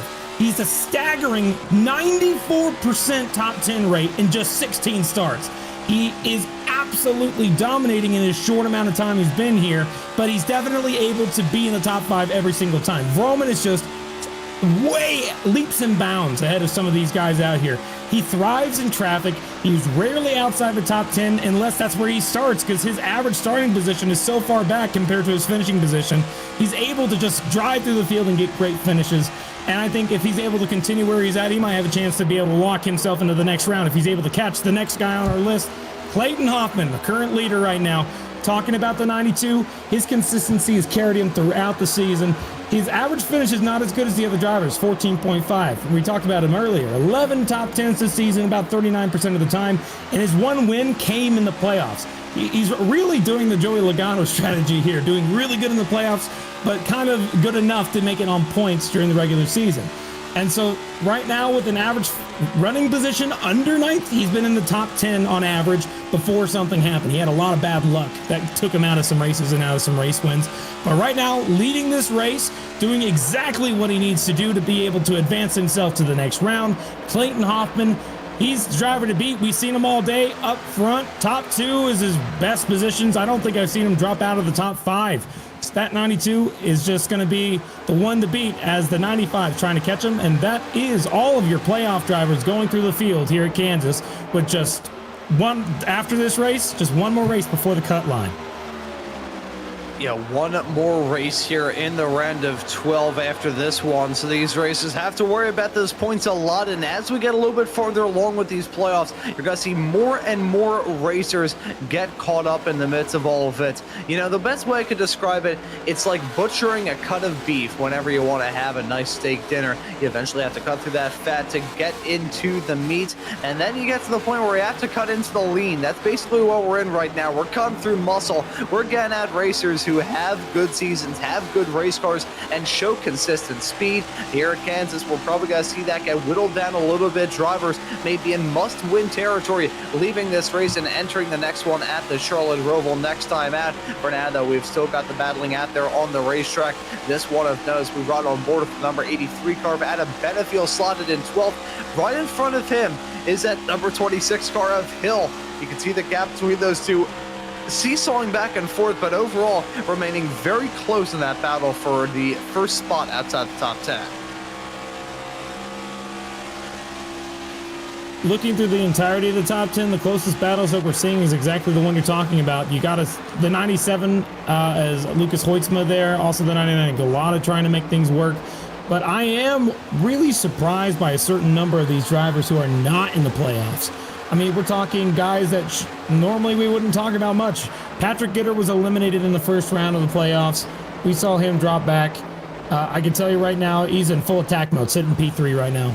And I think that that's pretty good for him to be able to try and get a good finish. I don't know if he's going to be able to catch the back end of these guys, but I'm looking at one driver who's done a phenomenal job at recovering. Coming back from adversity. The 4 car of Matt DiCianni. Holy crap, this guy is able to get through the field. He's right now running 13th. Remember, he was outside the top 30, last car in the line for the majority of the first run of the first stage because of the contact he made with the 99 Galata and the 57 of Cameron Stone. But since then, he's made it back to the top 15. He's knocking on the door of the top 10. He's only less than 0.3 of a second from the top 10, and I think he can get there. And that 4 car, Mr. Consistency, could make this a phenomenal comeback if he's able to get through and get a good finish this afternoon. Yeah, DiCianni entered this race 8th seed in the playoffs, only 2 above that cut line. So after that disappointing first stage, he really needs to turn up the wick here in the second, and that he most certainly has, as he's now side by side with a number 2 car of Jacob Simpson across the line to start another lap, and now be DiCianni jumping his way up into P12. Rather textbook stuff for him down into the turn, but we are seeing now DiCianni slowly but surely bringing himself into this battle. May have started off on a poor note, even though he started this race in P6, dropping down in the early stages, but he knows what situation he's in.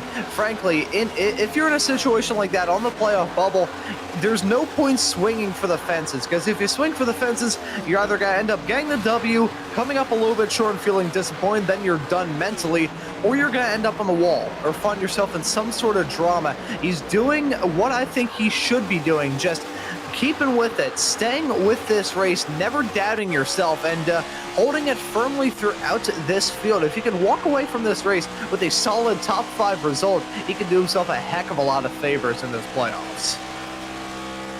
Absolutely right, man. Absolutely right.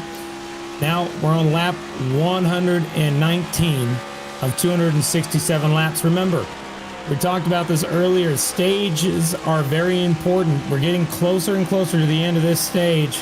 And what I can tell you right now, looking at the stage notes that we have for you right here, it looks like that this stage ends on lap 165. We're coming down to the end of it. Got about 40 some laps to go before we hit the stage. But the question is, will Hoffman hang on to the lead? Because he's got two guys who are on the purge trying to catch up to him. You see Patrick Gitter making the outside line work on Nicholas Vroman. He's making the outside line come on through. And we talked about him. He got eliminated in the last round of the playoffs, but he doesn't care about that anymore. He's trying to go for wins, and he's definitely going to be someone who can do that, sitting P3 trying to battle with the 95 for position.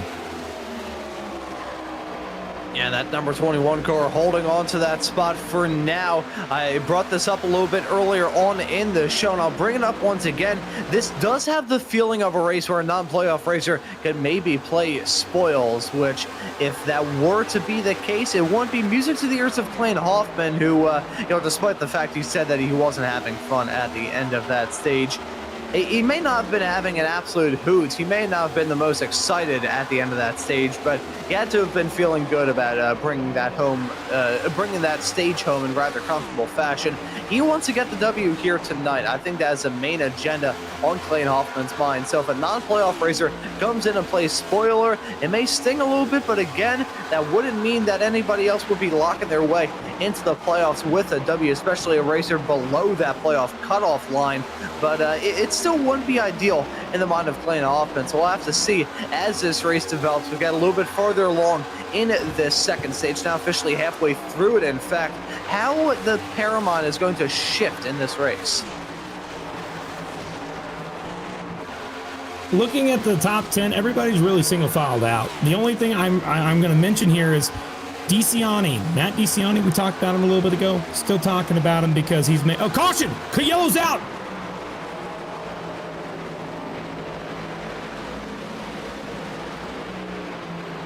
Big crash on the back straightaway. I think it may have been It looks like the yes, two car. Jacob Simpson in the two car. And, oh, Nolan Hodgson was involved. Oh, and that's a big sting for Hodgson. Right as things were looking all right for him, things got to turn on the blink of an eye.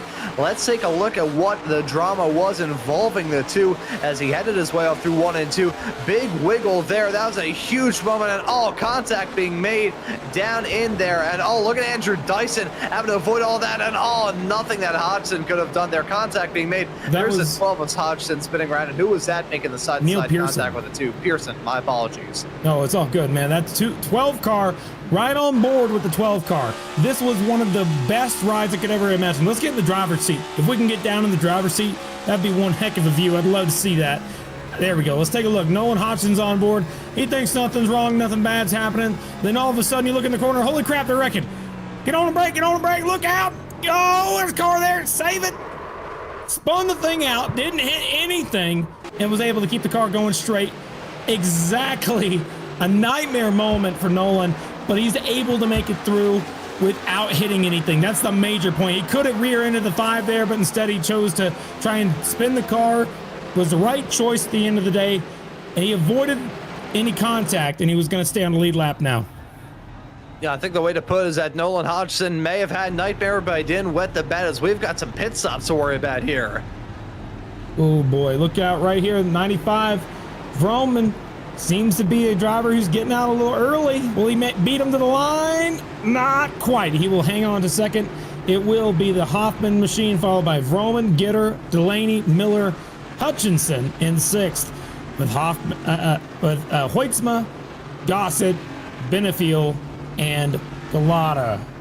With also DeCiani rounding out your top 10 out of the pits. Not bad for DeCiani. Yeah, not too shabby at all. DeCiani continuing that charge up towards the front after being in a rather precarious situation a little bit earlier on. He still looks to be on the comeback tour as we have those pit stops taken care of here in stage 2.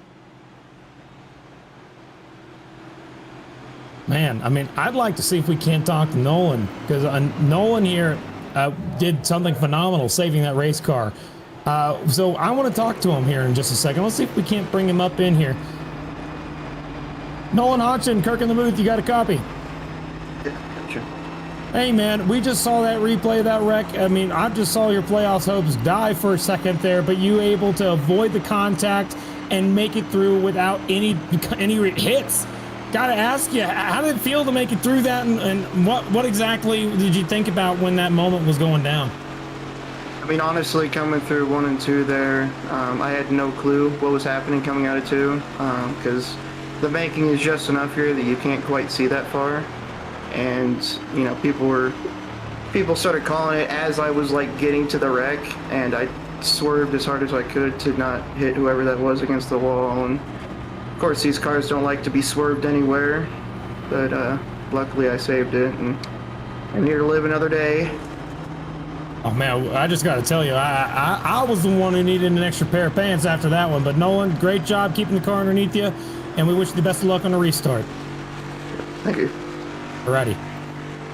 Nolan Hodgson, man, got to tell you, he was probably scared out of his wits. Double file, ready for the restart. Here we go. 6-car Delaney's kind of warming up his tires. Really close to the back bumper. Patrick Gitter. Here we go through the restart zone. 92 gets a good jump.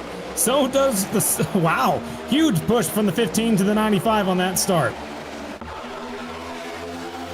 And a big assist there as he came back to take the green flag. The 92 of Hoffman certainly going to appreciate that gesture as they head their way down into turn number 1 and 2, through onto the back straightaway. They're going to go. They have a wall tap there from the 15 of Miller. These racers getting more and more on the edge as they head their way around this racetrack and get more and more comfortable with running on the ragged edge of controls. Look at Jonathan Delaney in that 6-car trying to rip it on the high side. Early on the restarts, the outside's really hard to make it work. We saw Galana do it earlier, able to make some ground up on the very top, but the 6-car unable to do so, as it looks like Ralph Hutchinson moves up a spot, and it looks like the 07 of Tommy Gossett having some issues, hit the wall out of 2 and lost the position to the 83 of Benefield. And Benefield looking to try and capitalize on this. He finished second in the Xfinity Series race last night here on Maconi Entertainment, so keep an eye on him to really impress here in this Cup Series race. He's been consistently up at the front. We haven't seen too much of a spark for him to get involved in the top 5 battling, let alone in the battling for the podium spots or maybe even a win, but he's just been consistently there. There hasn't been a point in this race where Adam Benefield has been outside the top 15, if my memory serves me correctly. He's just always been here in this front pack fight. Take a look at Paul Hill trying to make a move to the outside of Gossett there for position. Playoff driver trying to get everything he can, trying to get to the playoff paying positions. He's battling for 10th right now on the outside lane. Oh, so close to contact as they had their way down to 3 and 4. The 26 and the 07 duking it out still in this battle on the racetrack as it stands right now. Who's going to win out in that fight? It's going to be tense as they still continue to have a little bit of overlap down into 1 and 2. For those of you that are worried about Nolan Hodgson, I have some good news for you. Out of everybody in this field, Nolan Hodgson has the most passes of cars this season out of anybody. He has 1,462 total passes on the year. So that 12 car, don't count him out yet. He can definitely make his way through the field. We've seen him do it before. And more than anyone in the field, we've seen him do it before. So that's good to remember as they single filed out for the majority of the top 20 all the way back to Evan Mesnard. Haven't talked about him much, battling with Bobby Anderson, who's making contact with the 66 of Paul Gallimore. These guys are all non-playoff guys, but just trying to have a good end of the season, trying to get good finishes. We saw the 5 qualify really well up in the 3rd place spot, but since then just been falling back and now battling outside the top 15. And that's the thing when it comes to a race like this. At this point of the season, the racers who aren't even in the playoffs, they're still looking to have a good end to this championship. They want to try and maximize on the results, get as many points as they can, get as many notices. Cameron Stone spun Nolan Hodgson into the wall. Cameron Stone spun Nolan Hodgson head on into the outside wall. And we're under yellow. Yeah, oh, golly, that did not look good. We need to get a camera on that. That did not look good at all. 12 card, looked like he just got hooked. Let's take a look at it. Absolutely what happened there. Oh, That was a playoff driver against a playoff driver. Both cars were near the cut line. He has every right to be angry in that 12 car. yeah, I think he has every right to do so. We think about the earlier stages of this race. Down to this part of the racetrack, 57 was involved in some drama. It was at the start of lap 2, wasn't it? When it was 3 wide racing down in there that ended in disaster. And yet again, we take a look at this. That was either he didn't know that he was still alongside, or that was just a horrible misjudgment. In the midst of all that, the number 29 got collected. The 30 gets a piece of that drama as well. Yeah, it sucks to be involved because none of them were at fault there. It wasn't any of the extra cars that were in that one's fault. They were racing clean up until that. You got Tanner Marty involved, a few more cars that avoided things. Luckily, it looked like only be a 3-car incident, but for real, that was, I mean, bottom of the barrel out of the 57 car. Yeah, that was an ugly moment heading out of there. We'll run on board with the number 12 of Hodgson and his perspective and all of this. Yeah, he didn't really move that much. If he did, he didn't move at all. Like a half a foot over from the wall. But even then, he's setting himself up down to the turn. So that's gonna put him in a must-win position for the Roval, knowing that we have the 41 of Dyson in that race. 12 car is gonna need a miracle next week. This is just, I feel so bad for that 12 car right now. And that right there is. It's gonna sting for him for sure, and Cameron Stone probably gonna get read the riot act after that moment. I don't can't necessarily say I'm surprised. But what I can say, take a look at the point standings going into this race. Nolan Hodgson was 2 points out of the cut line. Cameron Stone was 7 points out of the cut line. They were separated by 5 points. And that's another driver that he got in contact with was Matt DeCiani early at the first lap. So 2 cars he's gotten involved with near the point standings. You can see it on your screen. They were right there. 2 cars he needs to beat. He put them either put them in a wall or wrecked them. I mean, that's such a rough start to this race. It's going to put Cameron Stone as a giant target for Nolan, probably. We'll see how it goes moving forward. But both drivers weren't having the best of days, and it just went worse. Man, I'll tell you, Kirk, and this is honest. If I was the number 26 of Paul Hill entered this race, P7 in the playoffs, 14 above the cut line, I would probably allow that 57 car of Cameron Stone to overtake me whenever he wanted. Maybe. I mean, I'd probably do the same thing, man. If he's able to catch him, though, because we see that Paul Hill here in the 26 car definitely making moves towards the front. And we got some folks that chose to come down pit road this last time, topping off, a couple guys like that, but not very many. 11 lap tires on these cars right now. We're coming to the end of the stage here in the next 20 or so laps. 30 or so laps, I should say. Lap 136 here, and stage ends. Coming up here on lap number 165. So about 30 laps to go when we get the green, 29 to go. Here we go.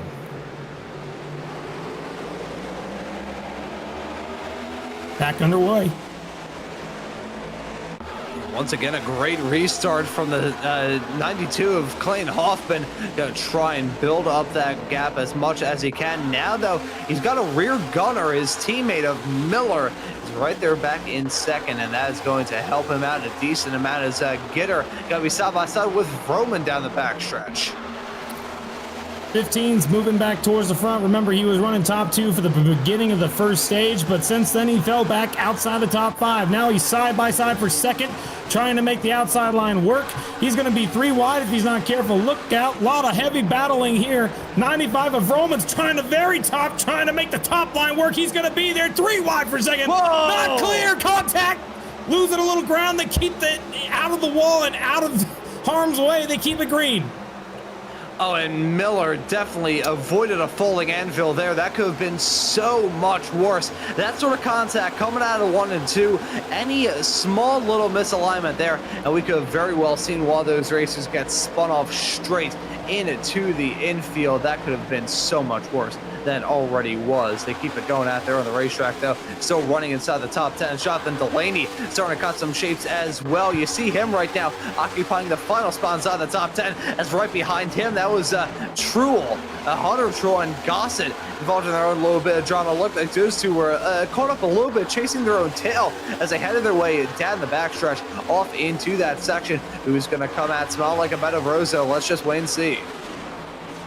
Man, they're racing hard. They know it's the end of the stage. They know that these tires aren't going to be used that much. They don't need to make them last a long time. They're going to be pushing hard this entire time. 3 wide. You see the 71 trying to make the bottom line work. 3 wide. Delaney on the top. Gossett right behind him. And the 8 car, Ralph Hutchinson, not getting the best of runs in the center. A little loose. They might be 4 wide before this is all said and done. Oh, they may very well be that. As look at that as they head their way down into 1 and 2. That is insanity. These racers, despite the drama we've had thus far, they are not letting their foot off the gas. They are still running at 10/10. That was a 6 car scraping up against a wall coming out of 1 and 2. He's still side by side with the 71 of Truel. That battle for P8 still going to persist on as we get closer and closer to the end of the stage as well, Kirk. Not too long left to go here in this stage. In fact, I think we'll probably have about 13, 14 laps left to go here in the second stage of the night. These racers battling as if it's not the end of the stage, but the end of the race. They're so aggressive. Got to give them credit here that they're making a show for us to watch. That's absolutely great. Love seeing it. Right here, the 71. He's not in the playoffs, but he's trying to make some moves here. 8th place for Hunter Truel. Oh, golly, I can tell you right now. He's trying to hang on to it. Look at this 3 wide move. Oh, man, they hang on to it here. But, man, I am just stunned with lap after lap how these guys are running. Up front, though, look at that. Delaney's not quite really being up front. He's fallen back to 8th place. Remember, he was running in the top 5 for the majority of this stage. But since everybody put on the heat, he's been falling backwards. Yeah, as everybody has cranked up the heat and has started to cook, he's worrying about the smoke detector going off right now, dropping down still in an all right spot, but has dropped down a decent amount from his at 1-point peak. Thank you. Man, I gotta tell you right now. Oh man, it gets me every time. Oh man, Hoffman, Getter, Roman, top 3. I mean, Getter's the only one not in the playoffs here, so he doesn't necessarily need to do anything other than try to win the race. But Roman would love to get an extra point here to be able to make an extra big cushion for him. He's got a ways to go to get there. But if you look at the 97 of Lucas Hoytsma, also in a similar position, needs to get every point he can get. He's on the back bumper of the 15 car of Miller, and Miller being teammates with Hoffman most certainly does not want to give any advantage to that 97. He's going to push hard. Yeah, still pushing that car to the absolute limit of control. These racers have found the limit and have basically been holding it at that. What we're basically seeing, it's like a dyno test for the engine of a car, but instead of building up those revs going vrba, vrba, vrba, these cars have been pinned at wide open throttle all throughout this race. These drivers have been pinning themselves at that wide open throttle point. They have been running flat out here tonight, and I don't think they're going to be lifting unless we have some yellows, which we will be getting as we get closer and closer to the end of this stage. As side-by-side racing still going on, I think there have been a very few moments that we have been perfectly single file throughout the entirety of the top 10, and this is certainly proving it, although it is a battle for P12. That's O'Brien and Gossett now getting involved in that battle, as it was Gossett and Benefield a few moments ago. Man, I got to tell you, this battle for 3rd place is starting to heat up. 95's losing some. Oh, Gossett below the yellow line. Something must have happened to the 07. What's going on to Tommy Gossett?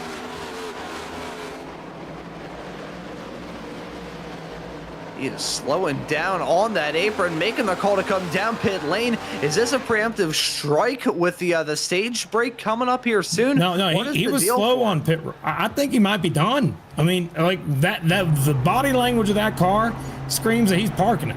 I mean, I don't know why he'd be doing anything else. Here he goes down pit road. He was running in the top 10. Had a lot of speed today. Is he going to be done? We're going to have to find out. No, he's taking tires. But he's out of the car. Yep, he's out of the car. He's done for the day. Tommy Gossett out. And why in the world is that the case? Was he getting He's up there part-timer. on the incident points? Oh, yeah, that was a good point to raise. No, he's part-timer. He doesn't necessarily have to be out here. He's not trying. Oh, and Nolan Hodgson has rejoined the track, by the way. Keep an eye on that 12 car. Nolan Hodgson back out on the racetrack. But what I got to tell you is that with, I think Gossett just realized he might not have had race-winning pace, and just once you know you're not going to be able to win the race, if you're not going for points, I mean, what's the point, you know? So maybe that's it. Maybe add family emergency. You never know what it is. But we know he's fast, and we know he's able to win these things. He's just not able to win today, so he's going to be parking it for now. Side-by-side battle, you see Paul Gallimore, Evan Mesnard in the 41 of Andrew Dyson, all on your screen right here. This is further back in the field right there, just outside the top 15, it looks like, trying to hang on to position. Pretty heavy battling here, but a little further forward. This is like the best battle we have on the screen from anybody in the top 20. This is everybody who's single file up ahead of this, so that's why we're showing this right now. Keeping it tidy, keeping it exciting at the end of this stage as well. Getting the laps wound up here. We're not too far away from the end of this second stage, and it's looking all right for Hoffman, holding on to that race lead now by 0.3 of a second. Behind, though, there is a battle for just about every single spot that you can imagine out there on the racetrack. Gotta say, this is a sort of race where everybody is so competitive. They know how to run a race like this, and they're doing it rather smoothly. The field packed in like sardines and still duking it out for any single spot that they can get. Looking right now at the 20 of Medeiros, but right in front of him, the 12 car of Nolan Hodgson. He is running faster than every other car out there. He's multiple laps down right now, but he's got fresh tires, and he is on the move, and he is, looks like about 18, closing in on 17 car lengths back. Oh, hang on to the 20 car Mesnar. That 20 car of Medeiros is just really loose right now. Can't hang on to the race car. As somebody's down on the apron, Cameron Stone got loose down the back straightaway and lost it and dropped back to the back of the field. Ooh, be careful on this rejoin here, Cameron Stone. He rejoins the racetrack without any further incident. Thankfully for him, only one car behind him as he got back onto the high banks. Let's see what happened here as he headed his way through 1 and 2 onto the back straightaway here soon. Yeah, loses it through the turn. I think it may have gone up in the marbles, and he takes a wild ride. Avoids the barrier, though. Cameron Stone having to wheel that car. Otherwise, I think his car would be a heck of a lot more narrow than it is already. That ends that story right there. Man, that was interesting to say the least, timing-wise. Up towards the front, still the closest battle we're seeing right now on screen. 44 Brickley in the 65, just ahead of this. But oh, here we go. Here goes Galata on the inside of the 97 of Hoytsma. That is for position. Right now, battling for the 5th place spot. Top 5 finish in the stage. We got 10 laps to go in the stage. We're getting down to the end of this thing. And who will it be? We're going to find out here in the next 10 laps for the top 10 stage winners. Whittling the laps away here in stage number 2. These racers still pushing their cars to the absolute limit of control, as this battle for P5 still going to be on between Galata and Hoytsma. Down into 3 and 4 they're gonna go. Look at Hutchinson, the 8 machine. He's gonna be right there to try and pounce as well. Look at Jonathan Delaney. He's a driver who entered this race, as we said right before we even started this race. He entered this race with the least amount of pressure out of anybody, sealed his ticket, punched his ticket in to that round of 4 after a win 1 week ago at New Hampshire. He's here for brownie points. He's here to have a good time, and he's having a good time right now, slotted in P8 and looking to gain some more spots. I think Delaney may be a quiet sleeper pick of potentially walking away from this race with a W. We're going to have to see. I mean, Delaney, we've seen him have the short run speed, but I think that actually he's going to be somebody to watch for the long run. He kind of falls off, but I don't think anybody has had anything for Hoffman here. But Hoytsma, man, he's all over the back bumper, that 99. 99 is doing whatever it takes to stay ahead of him.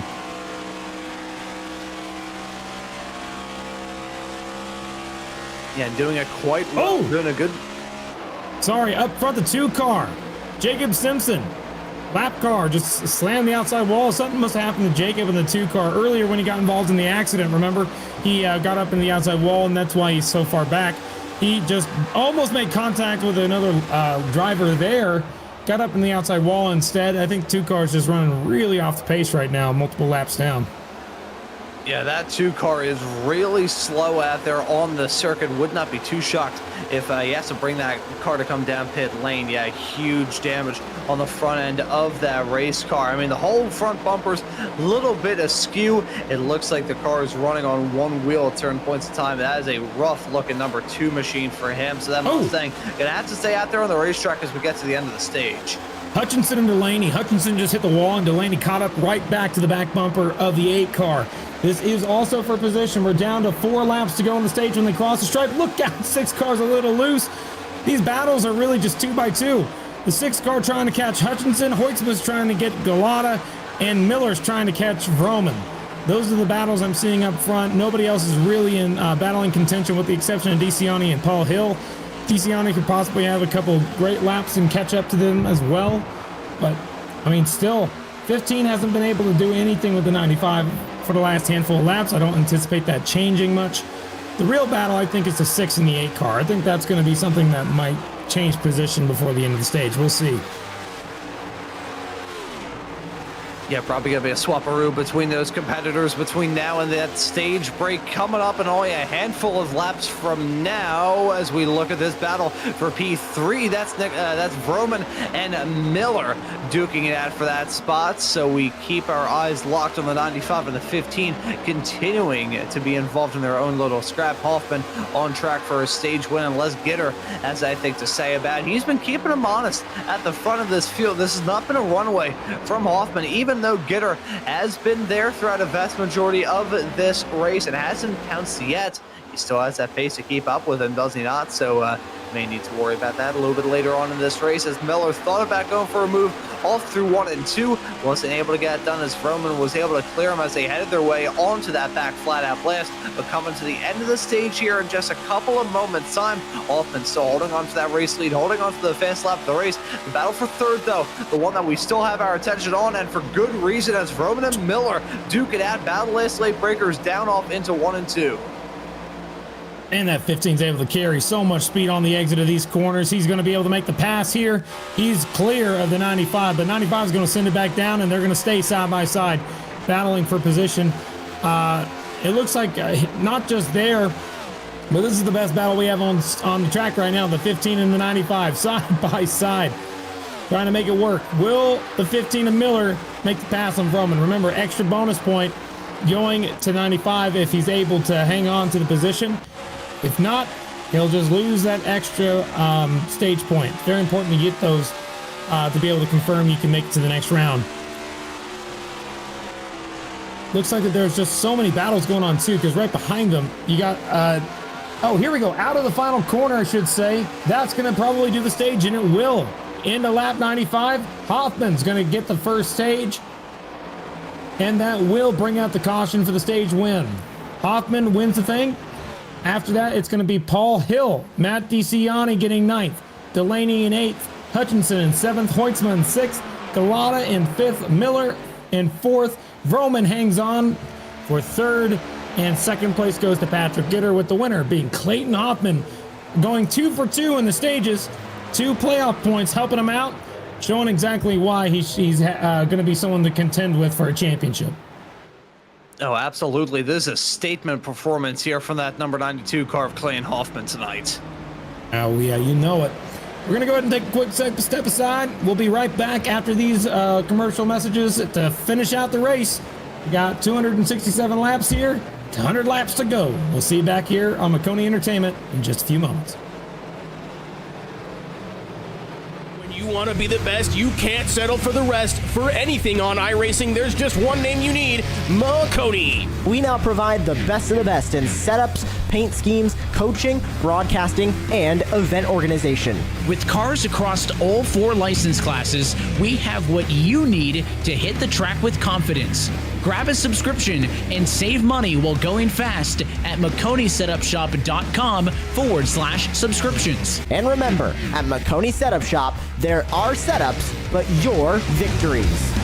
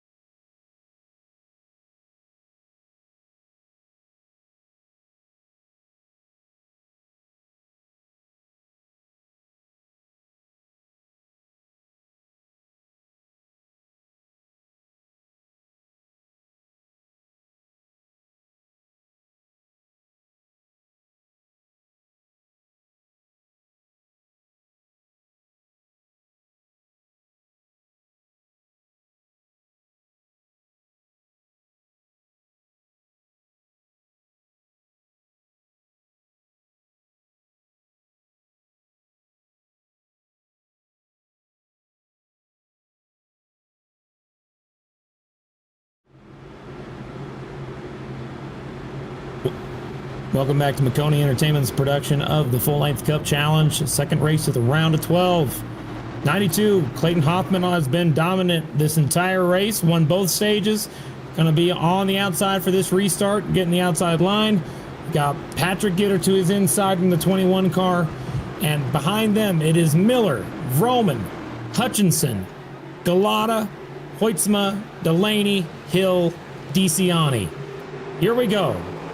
Back underway, great restart for the outside lane. Both cars are going to be able to clear. It looks like heading into one, not quite for Miller. Great restart by the 21 to be able to keep up. Yeah, Gitter not getting that good initial jump, though. He still holds on to P2, but that could have been a heck of a lot better for him. I wonder if that car sucked in a sludge of gunk from the bottom of the fuel cell. That was a very tough getaway from him as they head their way down the backstretch now to 3 and 4. Hoffman looking to hold on to that race lead as he has done for a decent amount of this race. Got by his teammate of Miller about halfway through stage number 1, and ever since then he's never really looked back. Galata's been looking on the bottom of the racetrack, almost gotten to the left rear quarter panel of Ralph Hutchinson, playoff driver there, but they are still side by side up here. The 8 cars losing a couple spots. Now losing out a little bit of time, and look at that. That is a hornet's nest if ever you saw one. These racers scrambling for any sort of spot that they can, any position out there on the racetrack to try and gain some time. This is the restart of the day. The final stage start is always so vital to try and gain any spot that you can, try and take any advantage that you can get, and set in some good lap times. Look at Patrick Gitter setting the fast lap of the race at 29.6 as he holds on to a 0.2 of a second gap to himself, and your leader of Hoffman is a wreck behind big time. Holy cow, multiple cars around. Kulmacheski being one of them, the 98 of Williams involved, Kevin Zosiak, the 20 car of Devin Medeiros trying to hang on to the race car. Was there any playoff drivers involved in that? That's a big deal. I didn't see any so far. Zodiac, Williams, Kulmacheski, Medeiros, and I think that's about it. So a bunch of non-playoff drivers here. Let's see exactly what happened. Still a big moment for those racers as we see them heading their way down into 1 and 2. You look at the drama a little bit further behind. The 88 gets turned into the outside wall big time. Huge stack up through the turn, and multiple other racers going to get collected in that. I think the 4, did I see the 4 of Matthew DiCiani get a small little piece of that action? I think my eyes may not have DiCiani made it through. No, it was the 88 of Thomas. Kulmacheski got loose.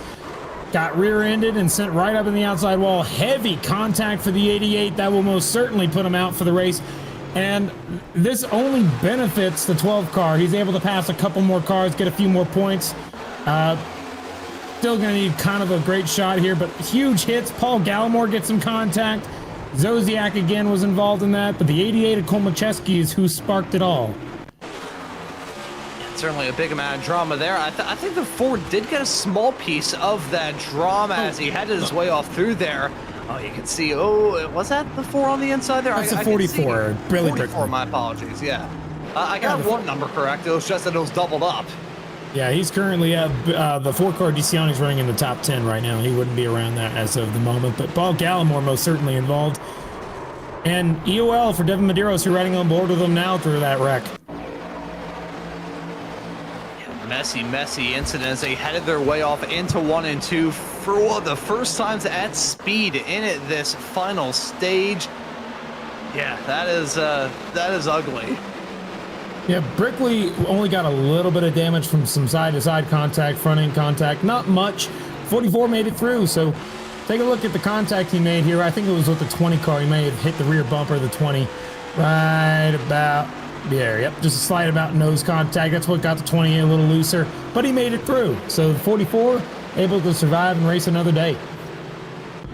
Yeah, able to keep it rolling, keep it going, but we are under yellow for the first time in this final stage, and that right there was a nice relief for Hoffman, who was able to get off to a good jump, but it's been an uncomfortable lead for him. He's never been able to just drive off into the sunset and just blow everybody's doors off, essentially. He's always been there's always been a car within striking distance of him, really, ever since the drop of the green flag. So at the moment for the number 92, it has been an unnerving past 100 some odd laps in the race lead. Ever since he got it, there's really haven't been too many racers to give him too much of a headache, but he has still had his worries. Coming down to the end of this thing, I think he's really just trying to maintain the position. I feel like he's managing the gaps. We saw him in the first stage able to get out to a huge lead. Of course, other cars have made adjustments since that first restart, and they've been able to make their cars slightly better, able to keep up with the top spot. But everybody else out here on the racetrack, you can see it's gotten colder. It looks like that's 80 degrees for the track temp. That's colder than what we started at. 86, I think, is where we were. So we've been getting a little colder, makes the cars have a little more grip. So as that happens, it's going to close up the gaps for some folks that were running loose early on. But now, here we go for this restart. Very important. You gain the most spots you can out of this. It's all about getting into a position where you get the most points at the end of this race. It's all about the top 5, getting there as quick as you can. But take a look, 2 non-playoff drivers on the outside, 2 playoff drivers on the bottom. Here we go for the restart. 92, Hoffman on the bottom. Here we go, back underway. Great restart on the bottom line. We've seen that exact type of restart before.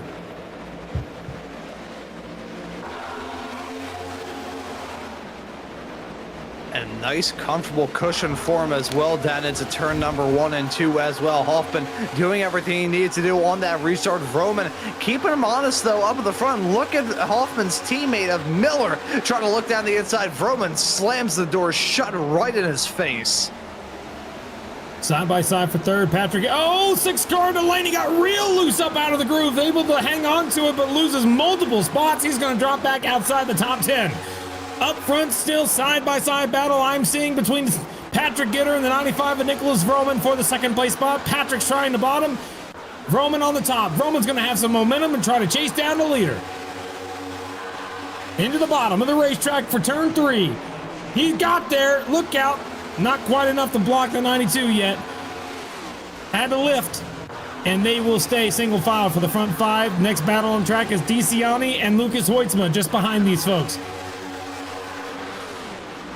Yeah, with these drivers running nose to tail, it is such a huge pack that we have at the front of the field. Everybody has a good shot to do well. Look at Galata just at the face lap of the race last time by in 5th, side by side, as it looked like Gitter tried to get a job done on Vroman. And here comes the number 99 of Galata, running that high side, keeping that momentum rolling, and now jumping his way up in front of Miller. He now looks down the inside there, the 21, as they negotiate the trial. That outside line is rolling. The 95 saw it. He's giving it a shot on turns 1 and 2. No momentum. Nothing. Not able to make much ground up. He's gaining a slight amount on the back straightaway. Trying to dive it in down to the bottom. He's going to have to lift and try and get some clean air on the nose of that car. In 3rd place at Galata, able to make a move past Patrick Gitter. And now he's trying to chase down the top 2. Sitting top 3 are... again, Hoffman, Vroman, Galata. But look out, side-by-side contact between DeCiani and Hoitzma as Ralph Hutchinson's trying to hang on to position. Oh, as you can see, these racers heading up on the wall more often than not. As we're officially into this final stage, I do want to bring up a discussion from Slately earlier on as these racers continue to throw haymakers at each other. They do have to be a little bit nervous with those low incident points, but I don't think these racers are designed to take it easy. They're throwing caution to the wind. They are walking around on eggshells. As I said earlier on, they are stomping on a minefield. Close quarter stuff all throughout this front, but a gap growing between Hoffman and Galata. Hutchinson trying to make a move to the inside of Miller for position. He's going to dive it in deep into the corner, and he's going to be there, but the 15 is going to get some momentum on the exit. You're going to be side by side down the front straightaway. Everybody else single file in the top 10. Nobody else side by side right now, other than Hutchinson and Miller right now battling for position. This is for 5th place. Ooh, as you can see that from the wonderful camera angle, sweeping around the outside of Hutchinson goes Miller. Well done, DJ, and the production truck. That was slick stuff as we rode on board with him. But you could see the change of momentum, the swing in momentum. Miller beginning to drop down a little bit. The struggles that we're seeing at that number 15 car, probably stronger now than it ever has been thus far in this race. Still running good. He's not a playoff racer, so not a lot to worry about for him. But this was seen as a good opportunity for himself and his teammate to do very well. His teammate's doing all right. He's holding on to the race lead. Meanwhile, Miller himself is in P5, which isn't the worst result in the world, but he is starting to struggle a bit compared to a little bit earlier on tonight.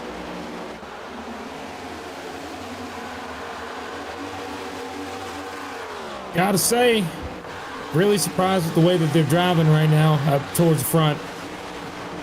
That 15 car sitting right there in 5th. You can see him down there on the bottom, but up front his teammate Hoffman just able to hang on to it and really do really well.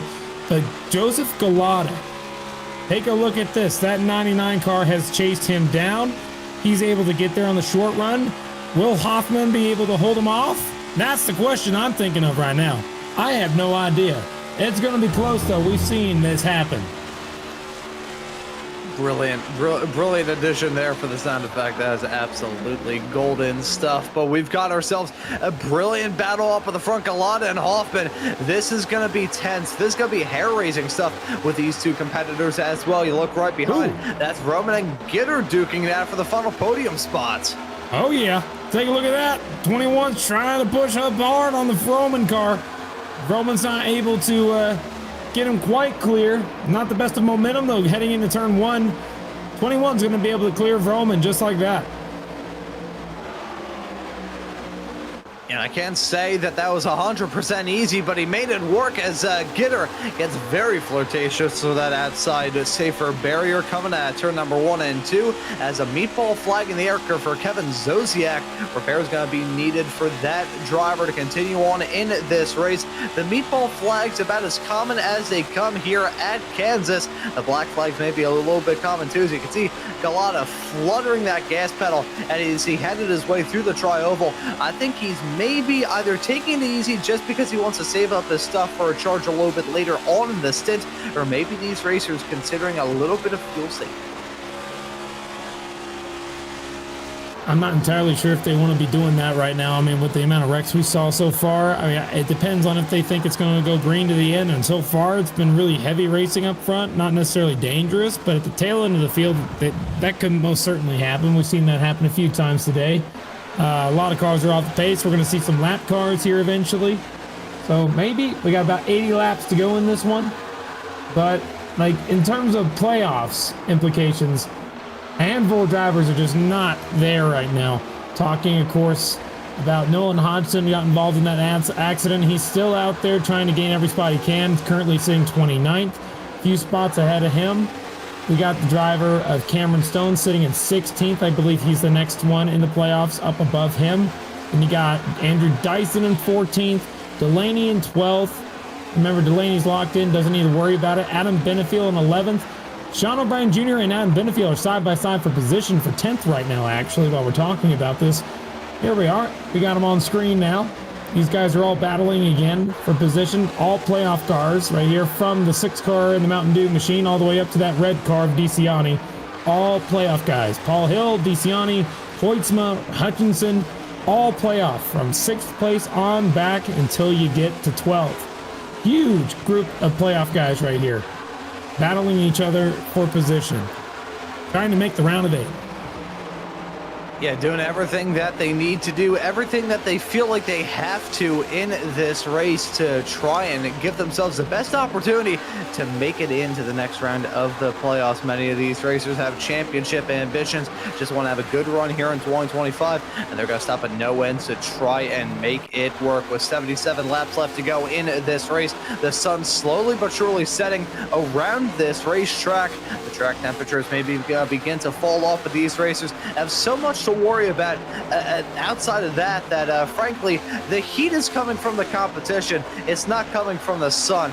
These competitors, they are under an immense amount of pressure at the moment as we look at some pumping going on with Roman and Galata in this battle for third. It's closing up between these drivers. It's now a 3-car battle for that final podium spot. Patrick Gitter made a pass for the 2nd place spot while we were talking about that there. Also, Roman made it by the 99 of Galata. Galata's falling back off the pace, now getting passed by the 15 of Robert Miller. Trying to make that work, but the 21 is showing fast lap times. He's catching the back bumper of Hoffman for the first time tonight. We have somebody trying to contend, trying to keep up pace with our leader of Clayton Hoffman. He is shifting the car from 4th to 5th. He's trying to catch him down as much as he can, but it's going to be hard knowing the dirty air situation he has right now. Yeah, it's a tough ask to try and do it here at Kansas. You got the benefit of the car right in front, can shift that position accordingly, but Gitter gonna have an almighty run, heading his way down into 1 and 2, up into 5th, 193 miles an hour before he has to lift off down to the turn. He's applying this pressure to Hoffman. As I've said, Hoffman, ever since he jumped in the lead, he's been uncomfortable, and he gets loose. Into the wall. Mistake from Hoffman sends him up into the wall. Patrick Gitter is going to be the 3rd lap leader of the race so far. Only 2 guys have led laps. It's been Hoffman and Robert Miller, but this time by, will he be able to lead this one to be the 3rd? Yes, he will. Patrick Gitter leads that lap. Great save by the 92 to keep the car underneath him, but mistake leads to losing the lead, and this is the first time all race that we've seen somebody other than an Altus eSport car leading the race.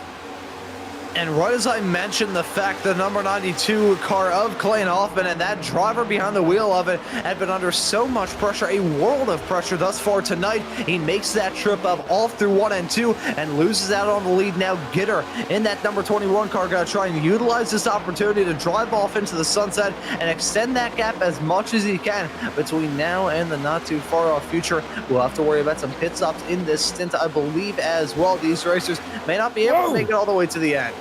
Yeah, see Broman right there, he made a move to the outside. He was able to get by the Hoffman as well. Hoffman's falling back. Something's going on with Hoffman. That car's way too loose as they're 3 wide back in the pack as well. Looks like DeCiani trying to make it 3 wide with Paul Hill and Benefiel. Not able to make it work now. He's able to single file things out, but these 3, Delaney, Benefiel, and Hill, have been racing really hard lap after lap, and it's just starting to get real good. 71 laps to go in this race. Man, I mean, Roman's now trying to chase down Patrick Gitter. I think part of the reason why we're seeing Hoffman begin to drop down is just on account of the fact that he's having to deal with more dirty air now than he ever has been up to this point in tonight's race. Yeah, started up in P2, was able to jump into that lead right about 50 laps into this thing, and ever since then he was running unchallenged and uncontested up at the front. They've had a couple of lap cars to worry about, but outside of that, was running his own race, was the leader of that marching band. But now that he's playing second fiddle, even playing second fiddle to second fiddle for that matter, he has got to worry about a completely different race car. That car driving totally different than it did a matter of a few laps ago. And if he tried to put too much effort into those tires to avoid a situation like this and hold on to the race lead, that's going to make the problem exponentially worse. So Hoffman definitely got to be in damage control at the present moment. DeCiani just made a move on the 8 car of Hutchinson, moved up to the 7th place spot. Dropping back is the 8 car of Hutchinson, trying to hang on to position 8 now as he's under fire from Paul Hill on the 26. Right behind him, you see that battle going on your screen right now. Side by side off turn 4 that time by. It's going to be Paul Hill at the line, taking that spot back to 9th. Ralph Hutchinson loses 2 spots in 1 lap. Yeah, now starting to see some of these racers begin to drop down like stones thrown into a pond, and others begin to vault themselves up. This comeback from DeCiani been rather impressive. Yeah, Hoytsma also heading back up. I've been trying to say this about DeCiani. It doesn't matter what situation you put that 4 car in, he is able to be Mr. Consistent. He's able to get up front, to get to the top 5, top 10, week in and week out. He's the most consistent guy. He's going to be someone who's just able to get there. Of course, he's had bad weeks like some folks. Everybody has a bad week here and there. But when you want to see someone in the top 5, you can almost always expect that 4 car to be there. As they're catching up to lap traffic, Simpson right now running the top line. They're going to have him get in the way here in just a second.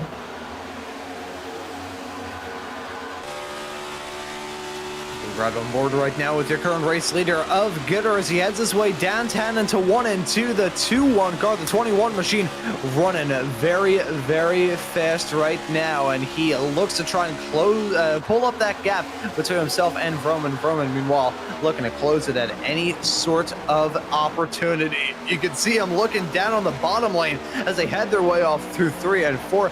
Vroman and Gitter are going to be going tit for tat in this battle for the race lead. Ooh, man, I'm getting excited, man. Gitter, Vroman, they're going to put on a show here, but you got the Alta C Sports entries right behind them, there to capitalize on any mistake they make in the top 2. I mean, this entire front group, the winner is somewhere on your screen right here. I can tell you that. Somewhere on the screen when you see the top 10 cars, you're going to see the driver who's going to end up crossing the line first. This entirety of the top 10, any one of them could possibly win this race, but I really think the biggest contenders are going to be your top 4. Vroman, Gitter, Hoffman, Miller. These guys have all been folks that's just able to do it. It's going to either end with an ER or an MAN, is my opinion there. We're going to have to find out. Yeah, no, we still have a long way left to go in this race. 64 laps may not seem like much, and in the grand scheme of things, it really isn't a lot. Started off at 267 laps, so already have a lot of this race in our rearview mirror, but these competitors cannot lose sight of that checkered flag coming out well farther down the line. Gitter and Vroman have to battle the 2 teammates right behind, who are certainly going to be working together as well to try and assure that they can get the job done. As that's the lap car there a little bit farther up the road. I believe that is the 20 machine already with some big damage. Yes, it is. You can see that 20 with the front end wrinkled about as badly as a thrown away potato chip bag. He goes down to the bottom of the racetrack. Gonna let these competitors go by. Gitter and Vroman, they've been running nose to tail for quite some time. Vroman hasn't been able to make a lunge or capitalize on any sort of mistake yet, but 62 laps left to go. There is no shortage of opportunities for him to go for it. Meanwhile, Meanwhile, we jump back to this battle. This is a little bit farther in the back, involving the number 57 of Cameron Stone and Xavier Davis in the 74 car running right in front of them. This is a battle for 16th as it stands right now. These two running effectively in no man's land with some gaps to the cars in front and some gaps to the cars behind. They will continue to duke it out between now and the end of this race, with the occasional worry about the lap car. That's the number 2 of Jacob Simpson, again with some pretty significant front end damage on that machine. Back in the field here, this is the second lowest playoff driver we have on the screen right now. Cameron Stone, remember, he got involved in the first lap incident with the 4 car we're looking at right now, as the 4 car is able now to try the outside line on Joseph Galata. This is for position. This is a big deal. DeCiani up to 6th. This is amazing to see him come back like this. And it's what you can definitely tell is possible with this driver. He's just able to do it.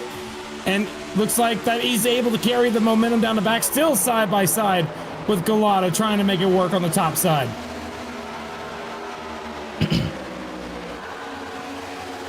See that 4 car still trying to get this move done. What we've seen from DeCiani and this charge up to the front has been fantastic stuff from him. First stage, this race was basically dead in the water. Now, however, he has brought some life back into his event, as much as he's still duking on this battle for P6 between himself and Galata. Even if he loses out in this fight, it would still be a good points haul for him. That number 4 driver, though, looking to leave this race with, at the very least, a top 10. A top 5 would be great. A top 3 would be magnificent, and maybe even a checkered flag if things go his way. Haven't really seen race winning speed at that number 4 car just yet. However, he has got himself a rather quick race car. Not the quickest in the world, but certainly not slow, as he's still on the outside. That number 99 car of Galata, as they had their way down the backstretch into 3 and 4. DeCiani trying to do everything in his power to get that move done, but as these racers continue to duke it out, they start to stack up a little bit farther behind, with the likes of Hill, Benefiel, and Delaney about a second behind these racers, and you have to go a second farther up the road, more than that, in fact, to find your P5 runner of Lucas Hoytman. It's allowing those front 5 to just break away and drive off into the sunset. Yeah, 99 just got real loose on the bottom of the 4 car. He's able to hang on to the car, but lost 1 spot to DeCiani, and now a second one to Paul Hill. The 99 is just a very loose race car right now. 26 is going to be able to pull up and clear the 99 at Galata. Both cars are a little loose, a little bit of bump drafting going on down the front straightaway here. No pass made yet. Going into the corner, 26 will pull out ahead. Again, huge day for the 4 car. Exactly what he needed to do, and he's doing the right thing. He's able to recover. He's back to where he started. He started in 6th. That's where he's running, 6th place right now. I mean, amazing job of the 6 car. But if you're talking about biggest move or something else to think about while we're looking at this battle between the 83 and the 6, this is Benefiel and the 6 car of Delaney. They are battling for position. Vroman started 33rd. He's up to 2nd. A phenomenal run so far for that driver to come back from the back to the front like that. But the 6 car Delaney, though, it's kind of been right around where he started. He hasn't really done horrible today, but he hasn't been where we expect to see him. Considering he's locked into the next round, there's not much else he needs to do other than just finish this race in the top 10. He doesn't have to win this thing.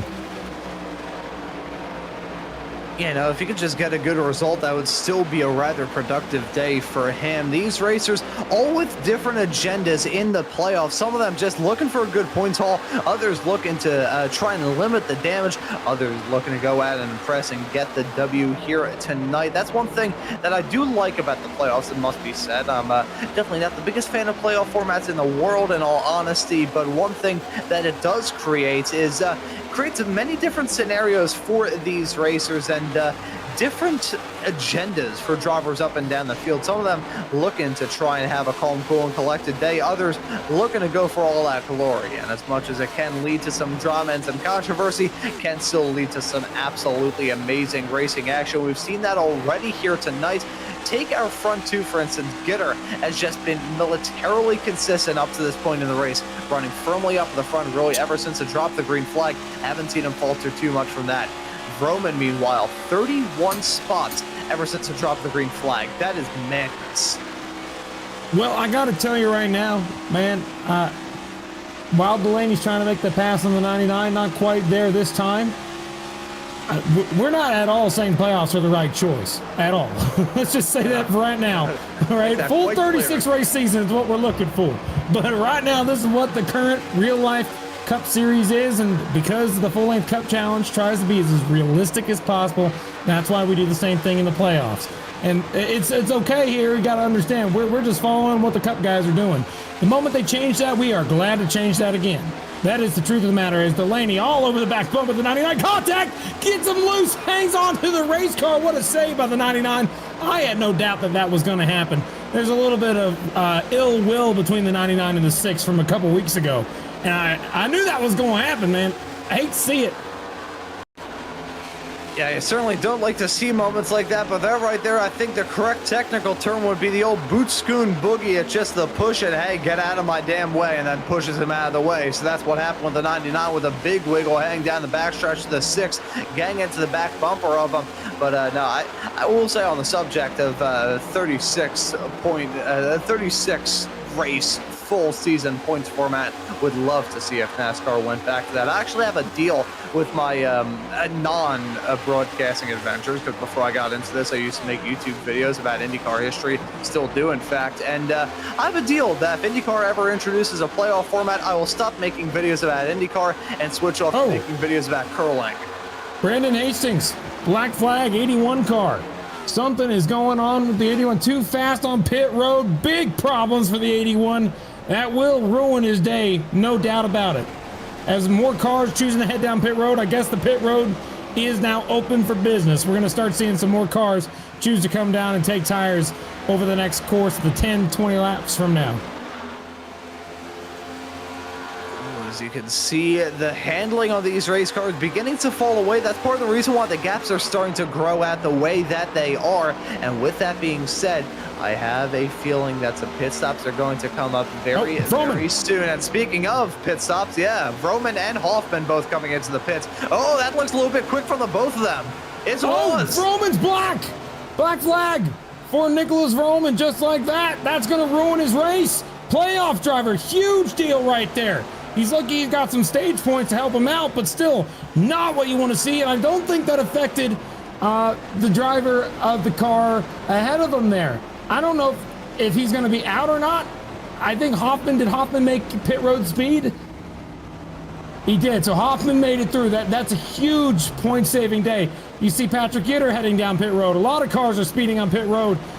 We saw it happen twice already. Another car heading down Hunter Jewell, trying to get every ounce they can, and unfortunately, it is absolutely rough. And now for Patrick Gitter, the main objective here is to make sure that he can hold on to every single mark, make sure that you don't speed, you don't overshoot the pit stall, and you don't have an unsafe entry or exit. He's now up on the jacks. All he needs to do, just have a clean run through here. Vroman is out and away after spending 1 minute and 7 seconds, more than that in fact, down pit lane. He's still there, finally got out of his pit stall, but it is so a disastrous set of circumstances for Vroman. I'm not going to say I called it, but I called it. As soon as I saw that car coming down into the pits with a lockup that he did, I was like, yeah, that is not going to work. That is not going to fly. And unfortunately for him, any chance that he had of doing well in this race, it's gone. Now we just got to see how this all plays out. I mean, this is a big deal. This is going to affect a lot of drivers' races. I mean, not what you want to see. You do not want to see black flags at the end of these races. This is the money stop. You had to get a clean pit stop, and unfortunately just overcooked it on entry. And I think it may have had something to do with seeing Hoffman in the rearview mirror for Vroman. That could have been it. He served his penalty. He's back out there on the racetrack. Most certainly not going to get a top 10 tonight. It's going to be a lot harder to come back from that. But the 65, you see O'Brien getting back out there. This might solidify a top 10 for that 65 car. And that'd be a Darn good result indeed coming out of this race. Still, though, with 43 laps left to go, there's plenty of things that can happen between now and the end. Many bits of drama that can go on, as that right there is Lucas Hoitzma up on the Jackson, the number 97 car, out and away. He's going to come, currently slotted in P8 presently, will drop back as Miller has made the call to come down pit lane along with Kleinman in the number 58 car.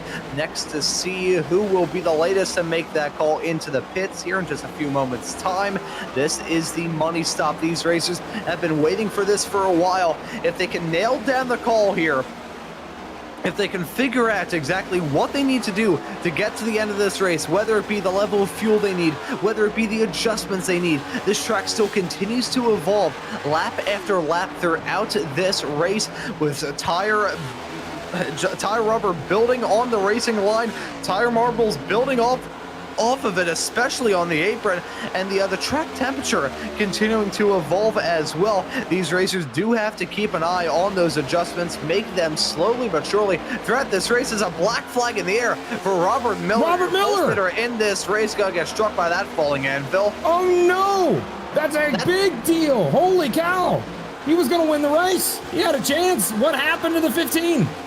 I gotta imagine that was an unsafe pit exit based off where he was on the racetrack. I think he was on the backstretch, maybe firmly into 3 when that black flag got announced. It had to have been either an unsafe merge or something of the sorts. Either way, though, disaster for your pole man. Yeah, he moved up the track like at least 20 yards too soon. Galata's got the lead now. He's got Ralph Hutchinson all over the back bumper. Hutchinson needs a win, but does he have to come down pit road again? I think so. Can we take a look at the stints? We need to see who's where. Is the 8 car trying to save gas? How many laps has been out there? 61 laps. Holy cow. But look, wait a second.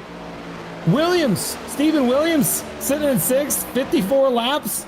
He's in the pit road, so he's going to be taking some gas and tires. So never mind, forget about that. I thought he had a little extra laps underneath him. I guess he had to pit there. So now that puts Patrick Gitter in winning position, the 21 car. Where is he running right now? Let's see if we can get the 21 car on the racetrack here, if we can get a picture of him. There he is. Racing. He's racing with Clayton Hoffman. Clayton Hoffman right now is almost an entire back straightaway distance behind Patrick Gitter. That's a big deal. Patrick Gitter's race to lose right now. Yeah, it really is. With the cushion that he has, with the stop that he pulled off, as we said at the time, all he needed to do after that penalty came about for Roman, he just needed to hit his marks as well as he possibly could, and he would be golden at the end of all of this. Still, though, with 37 laps left to go in this race, lots of opportunities to trip up, so he needs to keep with it here in this race. Don't get too starry-eyed thinking about the checkered flag. You need to stay with it and realize, hey, still out here on the racetrack, still trying to battle, scrape, and claw for any single spot that I can get my hands on. Stay with it here in this race, and you can come out of it smelling like a bed of roses. Do want to touch on some of the drama that we've seen up to this point. This race has had drama aplenty, especially as of late.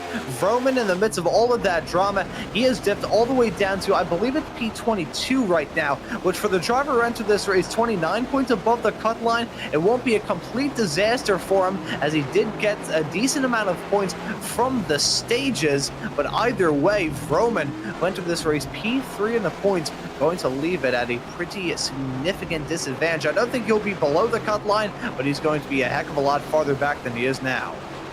Holy cow. Big deal.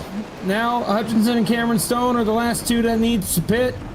And then Patrick Gitter, Hoffman, and DeCiani will inherit the top 3. Wow. If we can get this green to the finish, DeCiani will have made one of the best comebacks I've ever seen in this series if he's able to get a top 3 podium spot this afternoon. Yeah, what a drive that would be. What a performance it would be as well. and that would help him out a hell of a lot when it comes to the playoffs too. DeCiani entered this race 2 above that cut line, and you look at the racers who are behind it as it stands right now. Ralph Hutchinson putting in a pretty good race. He holds on to the race lead presently, and we actually follow that racer, fitting that I mentioned him, as he heads his way down into the turn. Entered this race last of the playoff racers, frankly, to help his situation out in the playoffs the most. He's going to have to either hope for really good strategy calls at the end of this race for him to maybe get a W, or just hope for a lot of chaos to break out between now and the very end. So Hutchinson certainly at a big disadvantage when it comes to the playoffs. Sean O'Brien, he's a little bit farther back, as there's Hutchinson making that call to come into the pits. Be careful there. Make sure you don't pick up a speeding penalty. And looks like he hit his marks just about fine there. The 65 of Sean O'Brien is slotted in P13 right now. Lucky number P13 for your racer, already 10 laps into this current stint for him. Cameron Stone, we see him in the pits right now, the 57 car. He's in the pits now. Nolan Hodgson, of course, involved in that drama earlier on. But Matt DeCiani, if he can stay with it here in this race and walk away with the podium, that would be pretty much a dream scenario considering the endless well of sewage that he was in on stage 1. Great comeback. Yeah, that's what we're talking about. Pit cycle has now finished out. Take a look right here. Patrick Gitter is battling with Robert Miller. Robert Miller had a penalty, so remember, he had to come back down pit road. He's trying to get his lap back. He does. Now, think about this. Patrick Gitter, can we get a still frame shot of the front stretch whenever he crosses the line? We want to be able to see the gap. There he is. Here's second place. He has a giant gap to second place. He's just got to ride and coast right now, control his car, save tire, and get to the end. Because right now, if we get a caution, that changes everything. But Patrick Gitter is in a position where he has 3 seconds over second place and can just ride this out. Doesn't need to push hard, can just manage the gap, and he's going to be in a great spot to win the race. He is in a golden spot right now. That is going to be a very good position for him as we get to the end of this race. Now 30 laps left to go at Kansas. That's 45 miles of action, 45 miles for these racers to try and cap off what has been a surprisingly smooth run in this race after the drama in the earlier points. Kind of similar shades to what we saw in the Friday Night Lights Xfinity race yesterday here on Maconi. It was hectic in the first part and then smooth throughout the second. These racers looking to cap off what has been a brilliant run and a rather exciting and dramatic final stage here, must be said, Kirk. 28 laps to go when they cross the stripe next time by. Yeah, it has been absolutely stunning.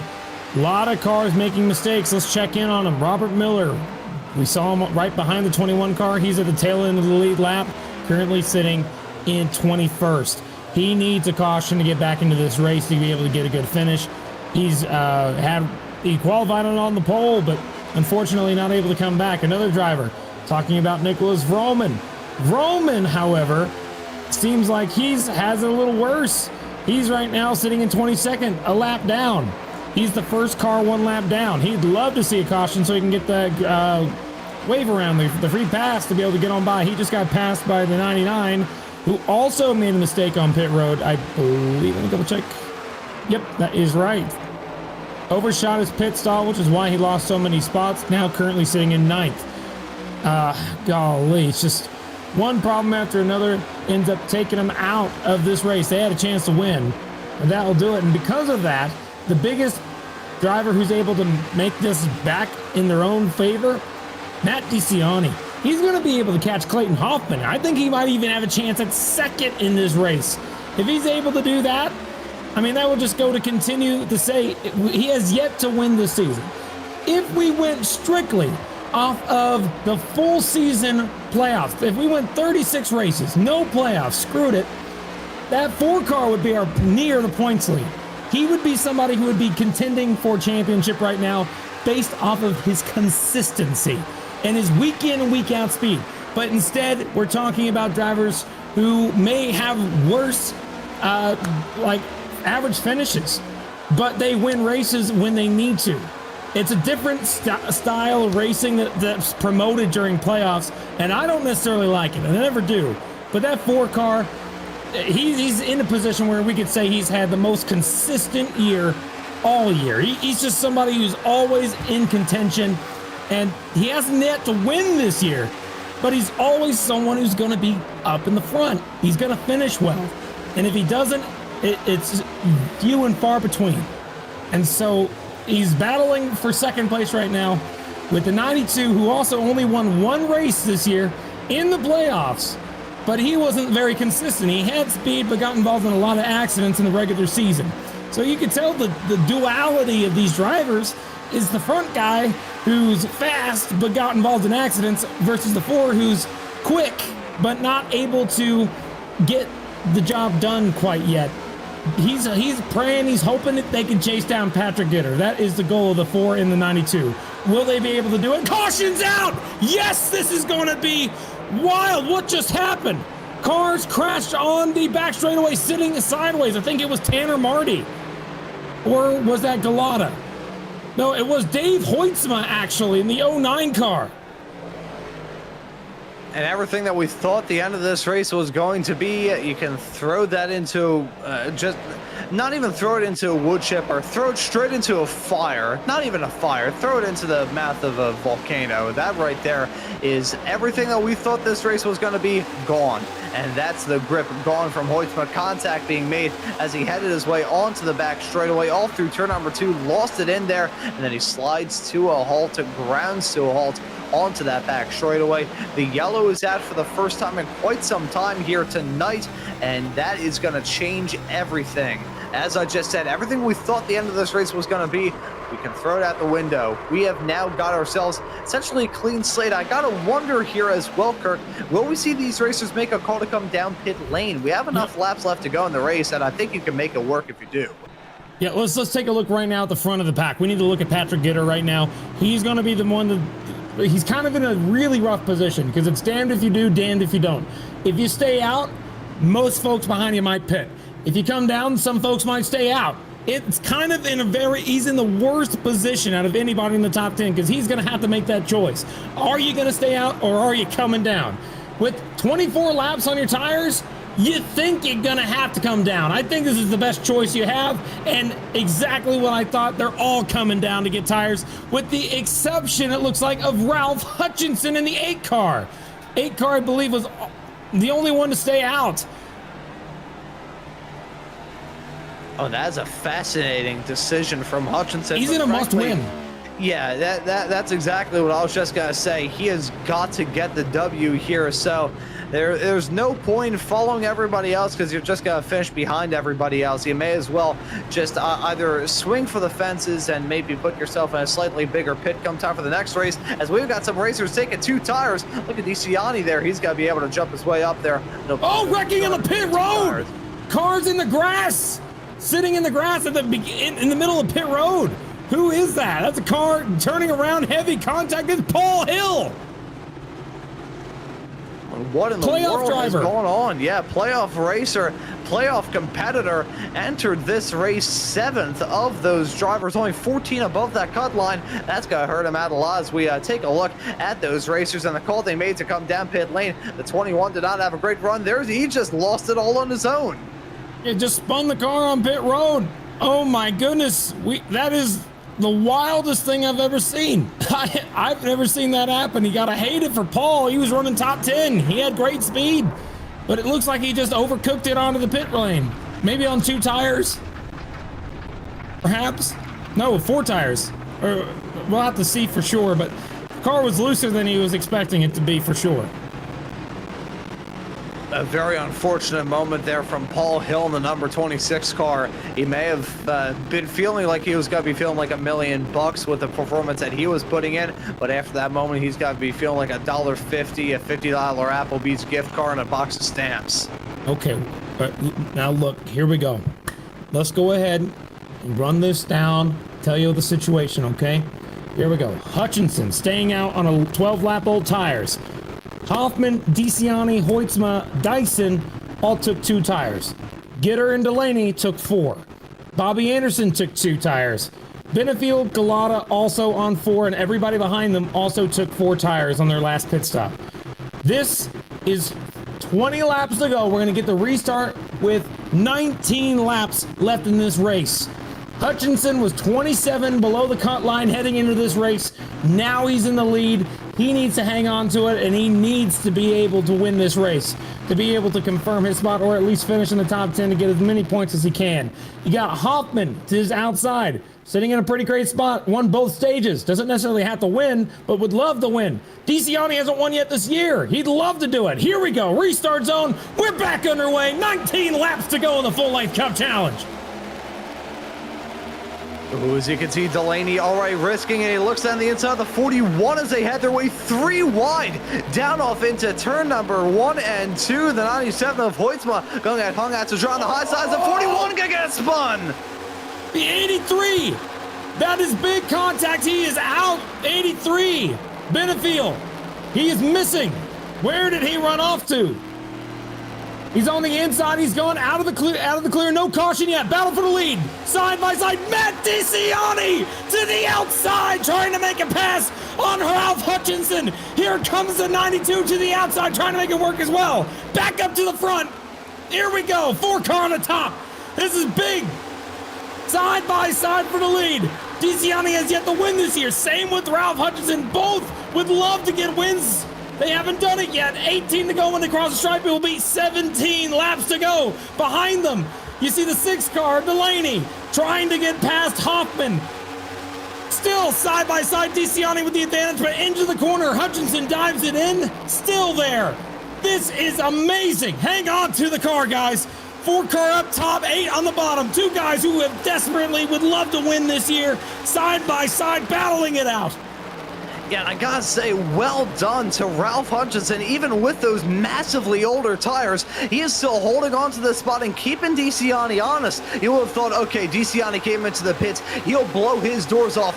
Not true, not the case. They're still side by side as they go down into 1 and 2. Looking at the battling right behind, that's Delaney and Hoffman duking it out as well. That is going to be music to the ears of DeCiani because it's causing those two to burn up their stuff a little bit more. But DeCiani still unable to clear. Hutchinson stuck on the outside again all through 3 and 4. This is good stuff. It's exciting stuff, but it's not going to help at DeCiani's cause. He's probably burning up his stuff quite a lot, having to rip it on that high side. Hutchinson not helping himself out either.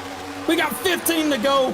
They're going as hard as they can. That's what you got to do if you want to win a race. You got to push hard. Right now, that 4-car's trying his best. So is Hutchinson on the bottom. He's loose. He got up into him a little bit. No contact. Still side drafting down the back straightaway on the left rear quarter panel. He's trying everything he can. They know what's at stake. Both drivers absolutely want this. As there's a DQ for Cameron Stone. He's out of the race. But look at the 6-car of Delaney. He's catching up to these top 2, and this battle for the lead is starting to become a 3-way battle. Delaney trying to top lane. Will this continue? Up front, DeCiani trying the outside line. 8 cars loose on the bottom. Still side by side. Contact between multiple cars at the back of the field. But that battle for second place still raging on. Will it be DeCiani? Will it be Hutchinson? They've been side by side for 8 laps. We're coming down to 13 laps to go. Here comes Clayton Hoffman in the 92. All over the back bumper of DeCiani. He's going to try to top line. Will DeCiani be able to send it in? He sure will. 8-car on the bottom, 4-car on the top. 8's a little loose. This might be the momentum he needs. 4-car clear, 4-car clear. DeCiani will take the lead into turn 3. And now Hoffman gonna try and get that moved on the 8 as well. He hit the wall coming out of 1 and 2, but he's gonna be on the outside. Look at the 21 there. Patrick Gitter gonna fight down to the inside there. 3 wide for P2 right at the end of this race. Now with 12 laps left to go. DeCiani, he's gonna hold on to the race lead, then crash nearly. That's the 8 and the 92 linked up together. They're gonna drop down like stones thrown into a pond. The 8 up in the fence. The 92 nearly followed him in there. Gitter gonna jump his way up into seconds now. DeCiani and Gitter gonna battle for the race lead. Look at Jonathan Delaney. He's back and back with a vengeance. I cannot tell you how much this is going to mean if he's able to hang on to this. Patrick Gitter's trying to catch back up. He won in Daytona. He has yet to win since. That car, it was since February was his last win, but DeCiani has yet to win all season. This is his chance to make it to the next round, but the 21 is catching him. He's gaining momentum down and back straightaway. 10 laps to go when they cross the stripe. Can DeCiani hang on? Here comes the 6-car, trying to make a move on the 21. The battle for second is going to keep raging on as DeCiani trying to hang on to the lead. Who's going to have the pace at the end of this race? Who's going to be able to win this race? DeCiani, Gitter, and Delaney seem to be the ones that we have to keep our attention on. But you look at Galata, you look at Hoffman, you look at Hoytma. Really, anybody in the top 6 has a fantastic shot to win this race. Some playoff spoilers sprinkled in the midst of that. They have got ourselves a battle on their hands. DeCiani and Gitter covered by about a quarter of a second, all through 3 and 4 for one of the last times in this race, coming up to single digits with the amount of laps left to go. DeCiani still the one punching that hole in the air, side by side between Hoffman and Galata. They're going to be battling for P4 and P5, but never mind that, they're just slowing themselves down. DeCiani and Gitter still close. Gitter not really risking it at the moment. I think he's saving it up for a charge right at the end. This is all you hope for as a driver in the full-length Cup Challenge. You're hoping for the opportunity, the chance to be able to capitalize on one heck of a restart, and the 4 car is in position. He is maintaining speed. He is doing everything he can to maintain the distance between him and Patrick Gitter. Everybody knows what this means to this 4 car if he's able to hang on. I gotta say, I am stunned. This is one of the best races I've seen in the full-length Cup Challenge all season. The 99 of Galata is trying to pressure the 92. The 6 car is trying to catch back up to the 21. But DeCiani doing the unthinkable. He hasn't led all day until that last restart. Now he's past the 8 car of Ralph Hutchinson, who has now fallen out to 9th place. And DeCiani with the clean air currently hanging on, trying to keep the distance between him and Patrick Gitter for the win. 6.5 laps to go in this race to determine who will make it to the round of 8. This is what it's all about. If DeCiani's able to win this thing, he will lock himself into the next round, which will be huge for him, but it will also prove that being consistent will eventually pay off. This is what it's all about. He's stuck with it throughout this race as well. He never gave up, and he's on track to get a W if he can hang on and keep on to that 0.2 of a second gap between himself and Gitter. Side-by-side racing going on this battle for 4th. Meanwhile, Delaney and Galata duking it out for this spot. Look at the 26 of Hill in the midst of all this as well. Hill, after that spin in the pit lane not too long ago, he's still looking to capitalize on these moments, and he may make it 3 wide as they head their way down to 1 and 2. This is going to be some close quarters stuff in this battle for the final few spots inside the top 5. Playoff implications when it comes to all that as well. Delaney already punched his ticket. Galata not involved. Hill, meanwhile, trying to battle for any point that he can as DeCiani and Gitter getting a little bit closer. Gitter has broken through that 0.2 of a second barrier. 21 car has been gaining ground slightly on DeCiani lap after lap. We're coming down to the end of this. 4 laps to go. He's got to maintain position. This is what it's all about. Up front, Matt DeCiani trying to get his first win of the year. He's running a lane up higher than Patrick Gitter. Patrick Gitter gains so much on the turns 1 and 2. He's able to do it. 4 cars able to maintain in 3 and 4. We've seen that lap in and lap out. But will the 4 car be able to hang on? 4 cars up the hill. Hang on to it. Don't hit that wall. Here we go. 3 laps to go. Who will it be? That 21 car is closing in on the 4 car DeCiani. This is not over yet. 21's trying to look high. 4 car uses his car to aero block. But here comes the 21 to the bottom. Slightly loose, but he's on the back bumper. This is going to be for the win. 92 of Hoffman is caught up to this as well. Side by side for second now. It's going to be 3 wide soon. I have a feeling about it. These 3 have been converging on each other all throughout this final stint, and the fight's on. 2 laps left to go. DeCiani leads him at the line, but Gitter and Hoffman are right there to pounce as well. They are there, bumper to bumper, nose to tail. The 21 looks for it down the inside. DeCiani runs a little bit wide, and look at the 92 guy get involved in this fight as well.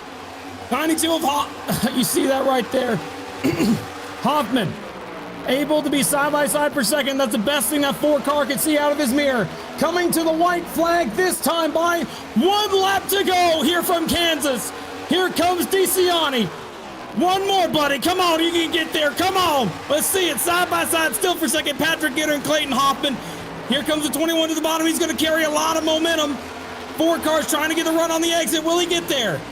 He will. Side by side for second. 1 more set of corners. Will DeCiani hang on down to the bottom of the racetrack? 92 up top. And He's got it. Matt DeCiani, he's going to make it to the line, and he's going to win his first race and lock himself in to the round of 8. I can't believe it. Way to go, Matt DeCiani. That's my man. Woo! Man, that's wonderful. I love seeing that. Top 3 right there. Clayton Hoffman and Patrick get to round out your top 3. What a win.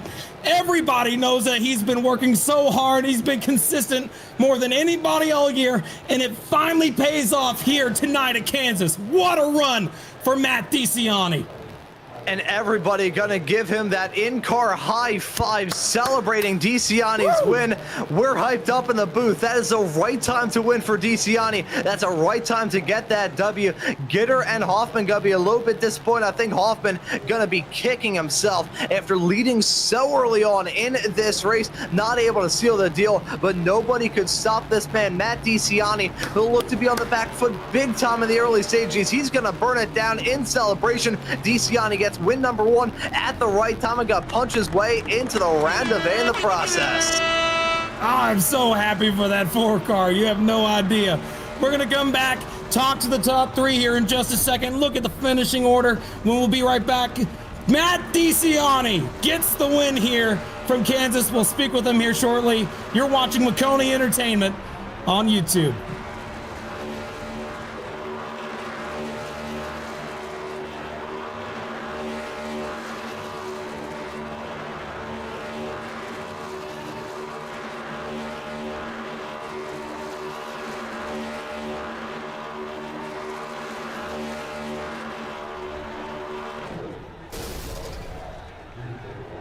When you want to be the best, you can't settle for the rest. For anything on iRacing, there's just one name you need, Maconi. We now provide the best of the best in setups, paint schemes, coaching, broadcasting, and event organization. With cars across all 4 license classes, we have what you need to hit the track with confidence.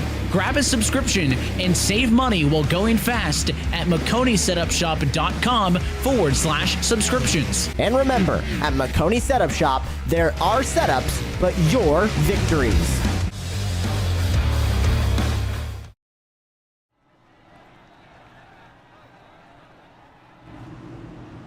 Welcome back to Kansas Speedway, here for the full-length Cup Challenge on Maconi Entertainment.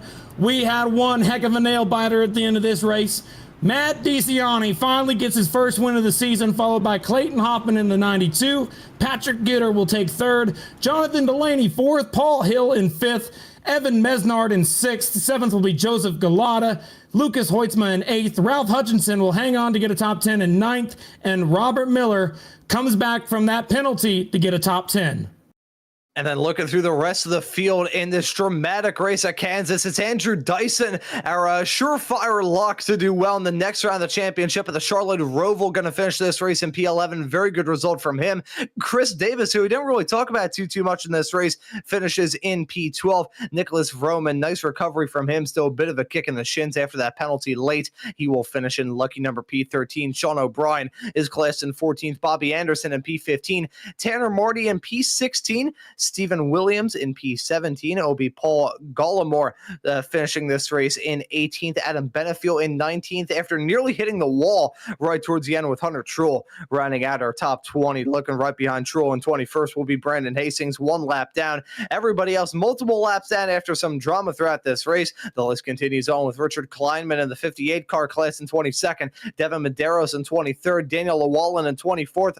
Nolan Hodgson in P25. Billy Brickley in 26th. Cameron Stone in 27th. He actually picked up a disqualification towards the end of this race. Dave Hoitzma ran into some drama late. He's classed in 28th. Jacob Simpson in 29th. Thomas Komacheski in 30th. And then looking through the final few drivers we have classified, it's Kevin Zosiak in 31st. Tommy Gossett in 32nd. William Owens in 33rd. Neil Pearson in 34th. And Alex Coffey running out your 35 cars classified at the end of what was a barn burner of a race tonight here at Kansas. Well, what an absolute crazy race. Let's go ahead and talk to the winner of this thing, Matt DeCiani. Matt DeCiani up here in the booth. You got a copy, man. You did it. Yeah, I got it. Holy cow. Yeah, I'm sweating. That was something. Oh man, I gotta ask you, what was it like the last handful of laps? I know you had your teammate behind you, 21 for Fortis Esports. Tell me, how on earth did you hang on to that when that caution came out? What was the emotions you were feeling knowing what was about to happen? I mean, yeah, Pat was supposed to take rights with me too, and I put in a pretty aggressive adjustment thinking we'd get a yellow, and we surprisingly didn't the last 20 laps, and the car was fine for 12 laps, and then I was just so loose those last 5 laps. And honestly, if I had anyone else behind me besides Pat, I probably would have lost the lead. I was so loose in 1 and 2 with those adjustments, but things all worked out. I mean, I thought my race was over lap 1 when I got sandwiched 3 wide and I had nose damage or something, and the car was like half a second off the pace, but luckily it was all repairable. But yeah, I mean, this car, me and Pat did a lot of work, and especially for this situation too this week. And yeah, the car was really good today. I gotta tell you, we saw that first lap incident. We replayed it at the very beginning. We saw you at in the middle of the first stage. You were the last car on the lead lap, running second to last the majority of that first stage. But you pulled off the comeback of the century. Matt DeCiani, I gotta tell you, I've watched a lot of races, and I have never been more happy to see a driver win than watching you do that. I got to ask you, man, I mean, you've been so consistent all year, being up in the top 10, getting great finishes. Out of everybody in the top group, you've had the best average finish in terms of how many races you've done. I got to ask you, man, like, winning this thing, does it feel like a massive weight off your shoulders? Do you think you can go for a championship now that you're locked into the round of 8? I mean, yeah, I mean, sure, I'm in advancing, but I mean, the round of 8's going to be insanely difficult. Me especially, not having the playoff points some guys have. It's gonna probably require a win. Luckily, I have won at Martinsville in this league a couple years ago, so that's a good track for me.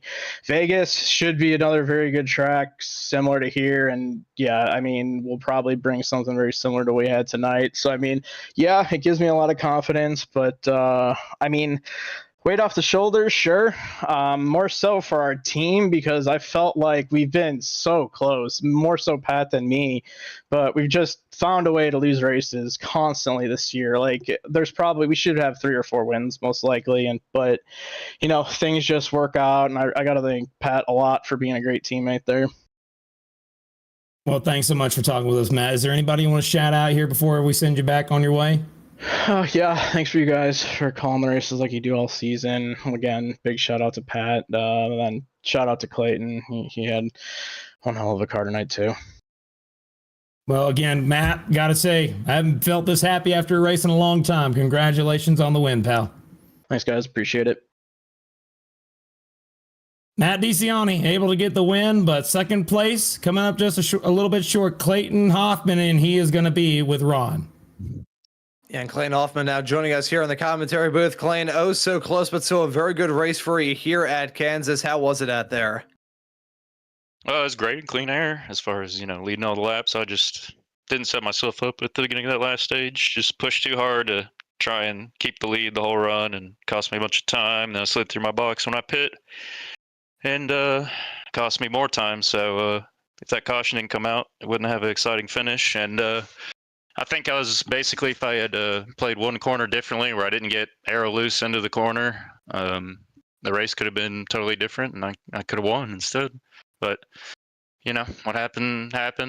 Try to learn from it, not make mistakes. It was fun being able to pass everybody short run like that. Car was absolutely dialed in on the short run. Yeah, that car looked to be on rails throughout. It will be really interesting to see how you do at Las Vegas a little bit later on in the season. My apologies there.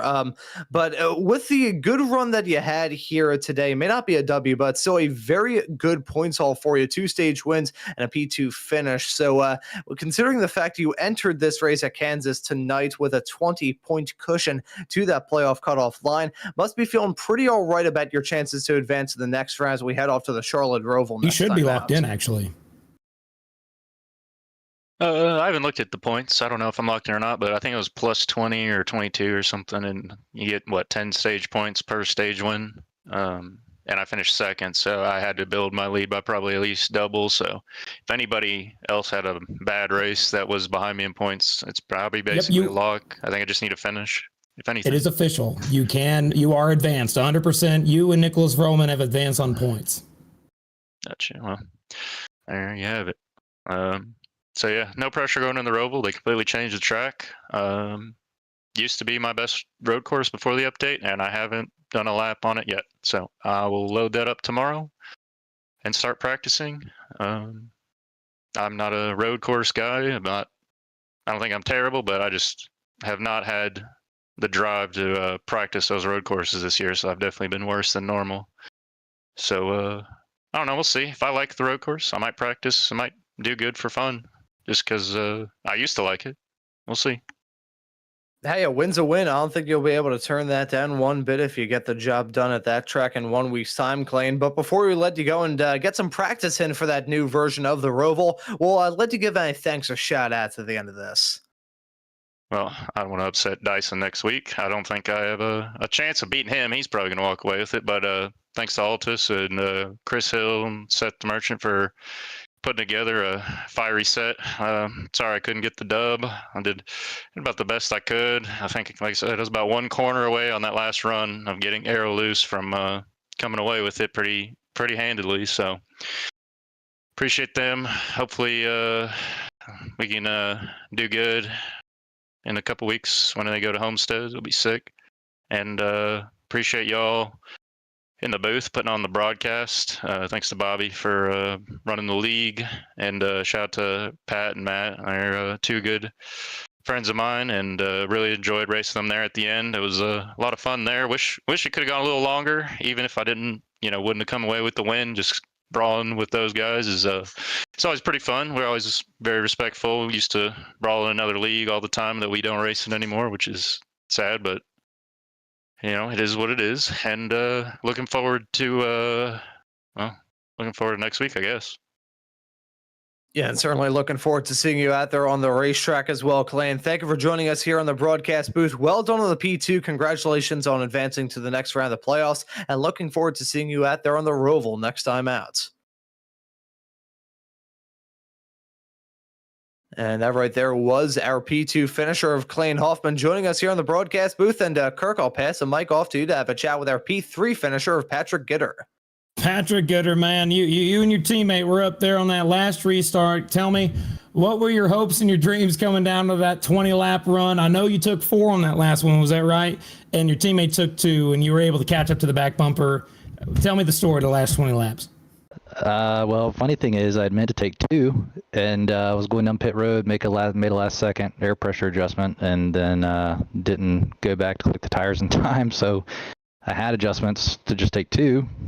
I actually took 4, and actually worked out pretty well. I mean, I fired off a little bit tight, and was like, man, I hope this thing comes in after a few laps like it has been. Sure enough, it did. Was able to get up front, and then at that point, man, I was behind Matt. Matt's been fast here all week, and I was behind his dirty air. I wasn't even sure I'd be able to get up there and make a move if I could. Just the dirty air is just, everybody knows how bad that's been this week if you're crossing somebody's wake. But at that point, man, it was just one of us has got to come out with a win on this thing. And so if it wasn't me, I'm really happy for Matt. He was able to get the job done tonight. You had a fast car. You were the only one to really contend with those Altus eSport cars for the majority of the first 2 stages. Whenever you got past them the first time, was there any doubt in your mind that you would get up into a top 2, top 5 finishing position for this race, knowing the situation that you had? And was there anything else you could have done differently to be able to try and get by Matt there at the end, or were you focused on trying to keep Clayton behind you? Yeah, I think I would, based on testing that we had done earlier in the week, we were very confident. We got into officials and had a fantastic car. And so I felt confident that as long as we made it to the end of the race, we'd be in contention for, at minimum a top 5. And throughout the race, I mean, it was stage 1 or stage 2 right there with Clayton. And I was like, man, if I could get some clean air, I might be able to do something with this thing. So just really happy with the car. Incredible pace. Might have been one of our best mile-and-a-half cars we've ever had on here, and a lot of that credit goes to Matt. So shout out to him on a lot of that work. And towards the end, I mean, I I was playing with different lines. I mean, sometimes I would go high, sometimes I'd go low, especially in 1 and 2, and I'd get kind of bottled up behind Matt, especially with us both being on the same car. Kind of knew how it was going to behave and react, and at that point too, though, it's kind of thinking too. It's like I've got a teammate. It's like Bobby mentioned it before the race. The Ty Gibbs mindset, right? I mean, I'm not in the playoffs. Matt is, so a little bit of that kind of went into it as well. But it was also good. Just I've had some life things getting in the way of running enough races to be able to compete in the playoffs. So it's good to have a car that runs up here that shows, obviously Matt's in, but is it kind of shows that I'd be in there as well if I was able to make it. But really just proud of the work that we've done to get the car to where it was at to be good against the kind of competition we have in here. Yeah, some top tier competition you're racing against in here for sure. And now that we're coming down to the end here, got to ask you, anybody you want to shout out and anything you were thinking about when it comes to the Roval next week? Yeah, man. First off, you guys in the booth for calling the race. Bobby for putting on the league. He does a lot of work to put on the league. We appreciate what he does. Obviously, Matt for winning the race. Clayton for his P2, but Matt is just a genius with this car. And so he and I've been working a lot together. We've raced a lot together over the years, and so can't say enough good things about him and how he approaches the sim in general, as a driver, as a builder, all of it. So shout out to him. I think that's about it. So again, appreciate guys what you do. And as far as the Roval, I don't know. I mean, I might run it, might not. We'll kind of see next week. It's a home track for me though, so I should run it, but we'll kind of see. I'm kind of a game time decision, so we'll see. It's a fun track. I mean, I love running it. It's a lot of fun. You really throw the car around, very technical, so it should be fun. If we end up running it, so we'll see. All right, man. Well, thanks so much for talking with us, and congratulations on the podium finish. All right, appreciate it, guys. Thanks. That was our top 3 finishers, Patrick Gitter, Matt DeCiani, and Clayton Hoffman. We spoke to them all after one heck of a race. Many drivers up and down. Let's take a look at the point standings if we can. What an absolutely crazy finish here. Take a look. 4 cars have now been officially locked into the next round. Clayton Hoffman, Nicholas Vroman advance on points. DeCiani was able to get the win to make it happen, but look at that cut line. Holy cow. 32 points to the good. That puts Nolan, Sean, Ralph, and Cameron all in practically must-win positions. It's going to be one of those races where the guy to beat, though, is Andrew Dyson. He's just someone who is always up there at the road courses and wins every single one of them so far this year. So, Ron, what do you think about this race? What are your main takeaways, and how does it feel, man, to have watched such a great race this afternoon? I'll tell you what a race that we just had here at Kansas. That was brilliant. The drive from Matt DeCiani, the aggression, the ability to never give up from the drop of the green through to the fall of the checkered really puts a cap on what has been an amazing race here on Maconi Entertainment tonight. And I have a feeling that race at the Charlotte Roval next time out, going to be another case. Instead of it being DeCiani against the world, it's going to be Dyson against the world. That race to look forward to. Same time, same place here, Maconi Entertainment in 1 week's time. Going to be an absolute barn burner like this race was as we set the grid for the round of 8. Well, folks, we saw it here this afternoon, Charlotte Roval. Make sure you be here October 4th. That's the cutoff race. We'll see who makes it and who doesn't. But that'll just about do it for us here on Maconi Entertainment, here live for the full-length Cup Challenge at Kansas. Again, thank you so much for tuning in and watching us here on Maconi Entertainment. Alongside me, Kirk Mills, I worked with Ron Mounds, and of course, DJ Lyon in the booth using cameras provided by Whiplash Sim Cams. Thank you so much for tuning in, and we'll see you October 4th for the cutoff race for the round of 12 heading into the round of 8. Thanks for tuning in, and we'll see you then.